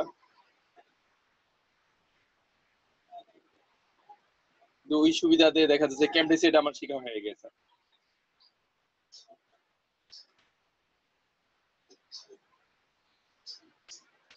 আর আরেকটা বিষয় যে আউটরিচ আর গেস্ট পোস্ট, এটা কিন্তু বিশাল একটা মার্কেট। ওই যে আমাদের ওই আপুর ভিডিওটা দেখছিলেন না গত ক্লাসে, ওই আপুর ভিডিওতে উনি কিন্তু ওই গেস্ট পোস্টিং করেই এত পরিমাণ আর্ন করে। তো এটা নিয়ে যদি আপনারা নিজেরা আরটি স্টাডি করেন, আমার থেকে বেটার নলেজ গেদার করতে পারবেন। আউটরিচ মানে হলে গিয়ে মানুষকে সাইকোলজিক্যালি তাকে কনভিন্স করে তার কাছ থেকে একটা ব্যাকলিং নেওয়া। এনি হাউ আপনি তাকে টাকা দিয়ে নেন অথবা তাকে বুঝায় নেন অথবা ফ্রিতে নেন, যেভাবে হোক, অথবা এক্সচেঞ্জ করে নেন, তোমার একটা ব্যাকলিং আমাকে দাও, আমার একটা ব্যাকলিং তুমি নাও। এই গেস্ট পোস্টিং এর এই কাজ করি আসলে ওই আপু এত সাকসেস এই আউটরিচের কাজ করে। একটা ওয়ান পেজের সাইট করতে সর্বোচ্চ এক সপ্তাহ 2 সপ্তাহের ভিতরে একটা ওয়ান পেজ এসির কাজ হয়ে যায়, মোটামুটি বেসিক যেটা। আর টেকনিক্যালি কিছু কাজ আছে, ওগুলো কিছু সাইকোলজিক্যালি কাজ আছে, ওগুলো একটু সময় লাগে, কিন্তু অন পেজ দাঁড় করাতে বেশি সময় লাগে না। কিন্তু এই অফ পেজ এসিও যেটা যেটা গেস্ট পোস্টিং এর কাজ, এটা কিন্তু মার্কেটে দীর্ঘদিন থাকে এবং মার্কেটে থাকবে। যতদিন মানুষ বিজনেস করবে, মার্কেটে চাহিদা আছে, ততদিন কিন্তু এই আউটরিচের কাজটা করবে। আপনাদের একটু আমি রিকোয়েস্ট করবো যে আসলে গেস্ট পোস্টিংটা নিয়ে নিজের একটু স্টাডি করে কিভাবে মানুষকে কনভিন্স করে কাজ করা যায় কিংবা আর্ন করা যায়, নিজের একটু স্টাডি করেন। আমাদের আরেকটা ব্যাচের ব্যাচ 1 এবং ব্যাচ 3 যে ট্রেনার আমাদের সানি স্যার, উনি এই যে রমজান মাসে জাস্ট এই ব্যাকলিং এক্সচেঞ্জ করে কিংবা ব্যাকলিং সেল করে সে প্রায় 44,000 না 45,000 টাকা আর্ন করছে, খালি জাস্ট ব্যাকলিং এক্সচেঞ্জ করে। সে কি করছে, জাস্ট ফাইবারে গেছে, একটা গিগ বানাইছে। সে বলছে কি আমি গেস্ট পোস্টিং সার্ভিস দিব এই টপিক রিলেটেড। দেন সে ওই রিলেটেড যারা যারা গেস্ট পোস্টিং অ্যাকসেপ্ট করে কিংবা ওই টপিক রিলেটেড যারা যারা গেস্ট পোস্টিং রিসিভ করে, তাদের একটা লিস্ট বানাইছে। ধরেন যেখানে গিয়ে আপনি ব্যাকলিং দিবেন কিংবা গেস্ট হিসেবে লিখবেন, তাদের একটা লিস্ট বানাইছে যে তাদেরকে মোটিভেশনাল লেটার পাঠাইছে, তাদেরকে কভার লেটার পাঠাইছে, কভার লেটার পাঠায় তাদেরকে কনভিন্স করছে। এবং যারা ব্যাকলিং কিনবে তাদের একটা লিস্ট বানাইছে। লিস্ট বানায় এখন কি করছে, যারা ব্যাকলিং কিনবে তাদের একটা লিস্ট বানায় তাদেরকে বলছে যে আমি তোমাকে ওই জায়গা থেকে এরকম একটা ব্যাকলিং দিতে পারবো। তখন কি হবে হয়েছে, ওই লোক টাকার বিনিময়ে $40, $50, $20 যা লাগে ওই ডোমেইন অথরিটি, পেজ অথরিটির বিনিময়ে ওই লোক যার ব্যাকলিং লাগবে সে যে ব্যাকলিং দিবে সে আর কি, আমি যেহেতু আমার মাধ্যমে ওইখান থেকে আমি ব্যাকলিং ওই যার দরকার তার কাছ থেকে আমি সেল করতে পারি। তো এইভাবে দেখা যাচ্ছে মধ্যপন্থী হিসেবে আপনি কিন্তু মার্কেটে নিজের একটা ভালো পরিমাণ প্রফিট জেনারেট করতে পারেন। এইভাবে কিন্তু ব্যাকলিং এর কাজ হয়। ধরেন গেস্ট পোস্টিং হিসেবে নরমালি যে ব্লগ কমেন্টিং, তারপরে ফোরাম কমেন্টিং, এগুলার আসলে মার্কেট নাই। মার্কেট একটাই আছে, গেস্ট পোস্টিং। গেস্ট পোস্টিং যদি নিজে নিজে শিখে নিতে পারেন, আমি প্র্যাকটিক্যালি কাজ করে নিয়েছি যেটা সত্যি। আমি ম্যাক্সিমাম টাইমই ডিজিটাল মার্কেটিং এর অন পেজটা করতাম, ওয়েবসাইটটা রেডি করতাম, আর ক্লায়েন্টের ই কমার্স রিলেটেড কন্টেন্টে কাজ করতাম, যেমন শপিফাই, হুকুমার্স, এগুলোতে কাজ করতাম। এবং এগুলো নিয়ে কাজ করে আমি মার্কেটে ভালো পরিমাণ আর্ন করতাম। মোটামুটি আমার যে আগের যে প্রোফাইল গুলো সেগুলোতে দেখা যাচ্ছে আমি যা আর্ন করছি সেগুলো দেখা যাচ্ছে যে ওই ই কমার্স রিলেটেড টপিকে শপিফাই, হুকমার্স দেখা যাচ্ছে আমি স্যার শপিফাই ই-কমার্স বা ওয়েবসাইটে কি আপনি অন পেজ করতেন না অফ পেজ এসইও করতেন? প্রোডাক্ট ক্লায়েন্টের প্রোডাক্ট হাই ডিমান্ড লো অ্যাভেলেবিলিটি প্রোডাক্ট বের করে দিতাম সার্চ ইঞ্জিন থেকে, সোশ্যাল মিডিয়া থেকে, কম্পিটিটর ওয়েবসাইট থেকে, ওইখান থেকে প্রোডাক্টগুলো। ধরেন এই আর্নগুলো আমার সবই দেখা যাচ্ছে ওই ম্যাক্সিমামই দেখা যাচ্ছে যে আমার সোশ্যাল ওই হুকমার্স কিংবা শপিফাই থ্রুতে দেখা যাচ্ছে আমি এগুলো নিয়ে বেশি টাকাটি করতাম ক্লায়েন্টের কাছ থেকে কাজ করার জন্য। হ্যালো আমি স্যার, যেটা বুঝতে বলতে পারি না যারা গেস্ট পোস্টিং এর কাজ করে, হ্যাঁ শুনতে পাচ্ছেন স্যার, বুঝতে পারি না যে আসলে শপিফাই বা ই-কমার্স এই ধরনের ওয়েবসাইটে কি মানে স্যার আপনার ডিজাইন ডেভেলপমেন্টের কাজ করতেন নাকি মানে এসইওর কাজটুকু করতেন? আমি যদি ওয়ার্ডপ্রেস পারি, যেটা আমি ওয়ার্ডপ্রেস পারি এবং আমি থিম কাস্টমাইজেশন পারি, যখন ক্লায়েন্টের দরকার পড়তো একটা ওয়েবসাইট যখন রেডি থাকে ক্লায়েন্টের খুব বেশি রিকোয়ারমেন্ট থাকে না, সে চায় আমার ওয়েবসাইটে ভিজিটর আসুক, কাস্টমার আসুক, আর অল্প কোথাও যদি ম্যানিপুলেট করা দরকার, কোথাও কোনো পেজ নতুন করে বিল্ড করা, অ্যাড করা, এগুলো ছোট ছোট কাস্টমাইজেশনের কাজ ওগুলো আমি করে দিতাম। এবং আমি ওই ক্লায়েন্টের যেই ভিজিটর আনার কাজ সেটা করতাম, আর প্রোডাক্ট গুলো রিসার্চ করে দিতাম। কিভাবে প্রোডাক্ট রিসার্চ করতে হয় এগুলা আমার একদম পুরো নখদর্পণে আছে, কিভাবে সফটওয়্যার দিয়ে করতে হয়, কিভাবে অর্গানিকলি করতে হয়, সার্চ ইঞ্জিন থেকে, সোশ্যাল মিডিয়া থেকে, কোনটা কিভাবে ভ্যালুয়েবল হয়। সো প্রোডাক্ট রিসার্চ সম্পর্কে যখন আপনারা জানতে চাবেন, যখন আমি ফ্রি থাকবো আমাকে নক দিন, আমি প্রোডাক্ট রিসার্চ সম্পর্কে একটা বিশাল একটা লেকচার দিব, সমস্যা নেই। প্রোডাক্ট রিসার্চ কিংবা প্রোডাক্ট সোর্সিং এই সকল বিষয়ে আলোচনা করব। আমি ই কমার্স নিয়ে অনেক পড়াশোনা করছি, এখনো সময় পাইলে করি। আর অনেকের মধ্যে একটা কনফিউশন থাকে শপিফাই আর হুকমার্স। শপিফাই হলো একটা পেইড টুলস বা সিএমএস, এখানে অনেক কিছুই বিগিনারদের জন্য অনেক সহজ, কিন্তু প্রবলেম হলো একটা, ওইটার কস্ট একটু বেশি। আর আপনি যদি এক্সপার্ট হন ওইটাতে আপনি ম্যানিপুলেট করতে পারবেন না। কিন্তু হুকমার্স ওইটা আপনি যদি এক্সপার্ট হন ওইটার ম্যানিপুলেট করতে পারবেন, আর ওইটা খরচ একটু কম। বছরে মাত্র দেখা যাচ্ছে $20 কি $25 ভিতরে আপনি কাজ করে ফেলতে পারবেন। এটা রিনিউ প্রাইসের উপর ডিপেন্ড করে। রিনিউ প্রাইস করতে গেলে দেখা যাচ্ছে $35 $40 হয়ে যায় ডোমেনের প্রাইস। তো যখন আপনি হুকমার্স করতে যাবেন হুকমার্সে খরচ কম হবে এবং ওটার আপনি ম্যানিপুলেট করতে পারবেন ভালো। কিন্তু শপিফাইতে সেটা আপনি ম্যানিপুলেট করতে পারবেন না, অনেক কিছুই নিজের মতো কাস্টমাইজ করে নিতে পারবেন না। বুঝতে পারছি? শপিফাই এবং হুকমার্স পুরোটাই ওয়ার্ডপ্রেস থিমের মাধ্যমে কাজ করে, ওয়ার্ডপ্রেসের মাধ্যমে কাজ করে। হুকমার্স জাস্ট একটা প্লাগইন, ওইখানে গিয়ে কাস্টমাইজ করে প্রোডাক্ট রেডি করা, প্রোডাক্ট আপলোড করা। বুঝতে পারছি? আমি এই যে ডলারটা আর্ন করছি পুরোটা গিয়ে যখন আমি বিগিনিং স্টেজে ছিলাম আমি খালি ওই ক্যামডেসে দিয়ে ভিডিও অন্যের ভিডিও পাইরেটেড করে এগুলো আর্ন করা। পরবর্তীতে $100 এটা নিয়ে আমি $100 হয় না তো আর উইথড্র দিয়ে নেই, পিন ভেরিফাই হয়েছে, পিন ভেরিফাই করে পরবর্তীতে আমি কাজ করি না। এটা এই ডলারটা এইভাবে করে আছে প্রায় $30। স্যার এটা কি স্যার আপনি ওয়েবসাইটের অ্যাডসেন্স এর থেকে আর্ন করছিলেন? ইউটিউব থেকে হোস্টেড নন আর বুঝি নাই স্যার। নন হোস্টেড। আর ওয়েবসাইটে যেটা সেটা তো হোস্টেড। একটা হোস্টেড ওয়েবসাইটে এনি টাইপ অফ ওয়েবসাইট কিংবা এই চ্যানেল অ্যাড করা যায়, কিন্তু নন হোস্টেডে জাস্ট ইউটিউবে অ্যাড করা যায়। আবার অ্যান্ড্রয়েডের জন্য আছে অ্যাড মুভ, ওটাতে আবার জাস্ট অ্যান্ড্রয়েডের যে অ্যাডগুলো আছে সেগুলো আপনি আর্ন করতে পারবেন। তো এই অ্যাড এর ইন্ডাস্ট্রিটা অনেক বড়। আপনি যদি ইউটিউব ভিডিও দিয়ে করবেন কিংবা অ্যান্ড্রয়েড মোবাইলে অ্যাপ বানায় করবেন কিংবা আইফোনের জন্য অ্যাপ বানায় করবেন, সেটা অনেক বড় মার্কেট, কিন্তু ওগুলো একটু কঠিন। যারা বিগিনিং স্টেজ আছে তারা লোড নিতে পারে না, ক্যাপচার করতে পারে না। বুঝতে পারছেন? তো মোটামুটি এই গেস্ট পোস্টিং আর এই আউটরিচ এগুলো নিয়ে একটু যদি স্টাডি করে আপনি মার্কেটে জায়গা করে নিতে চান, আপনার কোনোদিন জবের অভাব হবে না, কাজের অভাব হবে না, বলতে পারবেন না যে আমার কাজ নাই, আমি বেকার। কারণ এইগুলোর কাজ সারা জীবন থাকবে এবং এগুলো ভার্চুয়ালি ঘরে বসে করবেন। আর ক্লায়েন্ট এগুলো কন্ট্রাকচুয়ালি হায়ার করে। তো আপনি একটু মানুষকে যদি ম্যানিপুলেট করতে পারেন, যে মানুষকে ঠিকঠাক গ্র্যাব করতে পারেন, ওরা আমি যদি এইভাবে এই কথাটা বলি, ও আমাকে একটা ব্যাকলিংক দিতে চাবে, কিংবা কেউ অর্থের বিনিময় করে, কেউ ফ্রি করে, ঠিক না? এখন কারোর কাছে ব্যাকলিংক এর কোনো ভ্যালু নেই। ধরেন একটা মানুষ সে 5-10 বছর ধরে একটা ওয়েবসাইট রান করতেছে, এখন তার একটা জিনিস লিখতে ইচ্ছা করছে, লিখে দিছে, তার ভাল লাগতেছে এটা করতে, কিংবা এই জিনিসটা নিয়ে তার যে ঘাটাঘাটি করতে ভালো লাগে। শোনা যাচ্ছে আমার কথা? হ্যালো? জি স্যার, শুনতে পাচ্ছি। জি স্যার বলেন, শুনতে পাচ্ছি। শুনতে পাচ্ছেন আমার কথা? আমি শুনতে পাচ্ছি না আপনাদের। হ্যালো? আমি শুনতে পাচ্ছি স্যার, জি আমরা শুনতে শুনতে পাচ্ছি। পাচ্ছি। জি স্যার শুনতে পাচ্ছি, বলেন।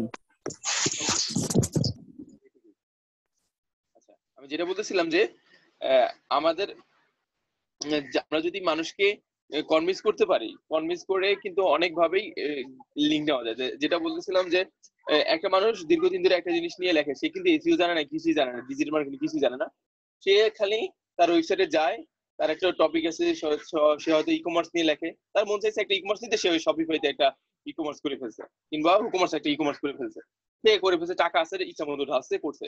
এখন আপনি তো ডিজিটাল মার্কেটিং জানেন, আপনি তো বুঝেন যে আসলে ব্যাকলিংক এর কত ভ্যালু। তখন আপনি ইচ্ছা করলে কিন্তু বলতে পারেন যে ভাই আপনার ওয়েবসাইটে আমি যে একটা কন্টেন্ট লিখবো, আমার খুব ইচ্ছা আপনার ওয়েবসাইটে আমি কন্টেন্ট লিখবো, কিংবা আপনার ওয়েবসাইটে গিয়ে আমি কিছু লিখতে চাই, কিংবা আমি চাচ্ছি যে আপনার ওয়েবসাইটে গিয়ে আমি আমার কিছু প্রোডাক্টের রেফারেন্স দিতে। এরকম ভাবে যাকে যেভাবে কনভিন্স করা যায় সেভাবে কনভিন্স করে তার কাছ থেকে সুন্দর করে একটা ভালো একটা ডোমেইন অথরিটি, পেজ অথরিটির একটা ওয়েবসাইট থেকে সুন্দর থেকে একটা ব্যাকলিংক নিয়ে আসবেন। তাকে অনেকে হয়তো চেকও করবে, দেখবে না যে আপনি একটা ডু হলো ব্যাকলিংক ওর ওয়েবসাইটে দিয়ে আসছেন। আপনি বলবেন যে আমার একটা গেস্ট হিসেবে একটা ইউজার অ্যাক্সেস দেন, আমি এডিটর অ্যাক্সেস দেন, আমি আপনার ওয়েবসাইটে একটা সুন্দর একটা ব্যাকলিংক দিব, অথবা আমি প্রতি সপ্তাহে আপনাকে কিছু কন্টেন্ট লিখে দিব। তো কন্টেন্ট লেখার ট্রিক্স তো শিখছি, তাই না? যেহেতু কন্টেন্ট লেখার ট্রিক্স আমরা শিখে ফেলছি, এখন আমরা যে কোনো ভাবেই কাউকে ওই তার রিলেটেড অনুযায়ী কন্টেন্ট লিখে আমরা ওইখান থেকে ব্যাকলিংক নিতে পারি। সেম এরকম যে ব্যাকলিংক। স্যার এখানে একটু আমার প্রশ্ন আছে। হ্যালো? হ্যাঁ বলেন, শুনতেছি। আচ্ছা স্যার, ধরেন আমি 10 জনের সাথে কন্ট্যাক্ট করলাম, 10 জন ডোমেইন অথরিটি ভালো আছে এমন ওয়েবসাইট ওনারের সাথে কথা বললাম, তারা রাজি হলো। এখন আমি কি গেস্ট পোস্টিং যে করব, একটাই পোস্ট আমি বারে বারে 10 জনের ওয়েবসাইটে করব, নাকি 10 জনের জন্য আলাদা আলাদা পোস্ট তৈরি করব? মানে আর্টিকেলটা কি আলাদা আলাদা হবে কন্টেন্ট? এটা হওয়াটাই স্বাভাবিক না, বুদ্ধিমানের কাজ না, কারণ প্রতিটা আর্টিকেলই গুগলে ইন্ডেক্স হবে। জি তাই না? প্রতিটা আর্টিকেলই গুগলে ইন্ডেক্স হবে। তো সেই হেতু তো আপনাকে এটা একটু রিডাইরেক্ট করে নিতেই হবে, এবং যতটুকু সম্ভব যার সাথে কাজ করতেছেন তার সাথে দীর্ঘদিন কাজ করার একটা প্ল্যান রাখেন। তার ওয়েবসাইটে যদি ডোমেইনের 70, 80, 90 হয়, আপনি কেন আপনার তার চোখে আপনি কেন কালার হবেন, কিংবা তার চোখে কেন আপনি ব্যাড হবেন যে এই লোকটা আসলে আমাকে স্প্যাম কন্টেন্ট দিচ্ছে, কিংবা পাইরেটেড কন্টেন্ট দিচ্ছে। তার চোখে দরকার হলে টাকা খরচ করেন। তার কাছ থেকে যদি আপনি $100 প্রফিট করতে পারেন, আপনার $20 খরচ করতে সমস্যা আছে? $40, $50 খরচ করতে সমস্যা আছে? আরো 50% তো আপনার লাভ হচ্ছে, তাই না? $100 যদি লাভ হয় তার কাছ থেকে, আপনি তার কাছ থেকে আরো $50 আপনি $50 দিয়ে যদি তার ওনার পিছনে খরচ হয়, তার ওয়েবসাইটে ব্যাকলিংকটা করবেন, তার ওয়েবসাইটে যদি আপনার যদি $50 খরচ হয়, আর যদি আপনি যদি কোনো একটা ক্লায়েন্টকে কনভিন্স করেন যে আমি তোমার ওই ওয়েবসাইটে নিয়ে একটা ব্যাকলিংক করে দিব, তখন আপনি কিন্তু ওই লোকটা, যে লোকে ব্যাকলিংক কিনবে, সেই লোকের কাছে যে $100 চার্জ করেন, $50 দিয়ে দিলেন, অথবা $30 দিয়ে দিলেন যে যার ওয়েবসাইটে ব্যাকলিংক করবেন তাকে, আর বাকি টাকাটা আপনার নিজে পকেটে রেখে দিতে পারলেন, ঠিক না? তো এটা বিশাল একটা মার্কেট। আপনি যদি এইভাবে মানুষকে কনভিন্স করতে পারেন, অনেক বড় মার্কেট। আপনি কত পরিমাণ সময় দিবেন এটার উপর ডিপেন্ড করে আপনি কি পরিমাণ আর্ন করবেন।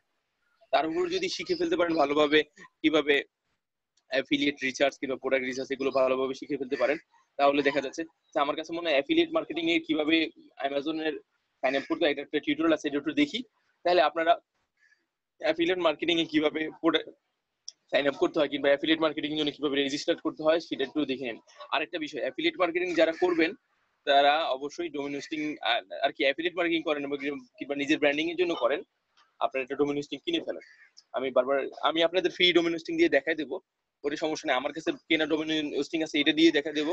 আপনাদের প্র্যাকটিসের জন্য ফ্রি যে ওয়েবসাইট থেকে ফ্রি ডোমেন হোস্টিং দেয়, কিংবা আপনাকে অল্প পরিমাণে স্পেস দিবে আপনাকে প্র্যাকটিস করার জন্য ওয়ার্ডপ্রেস, সেগুলো আমি দেখাই দিব।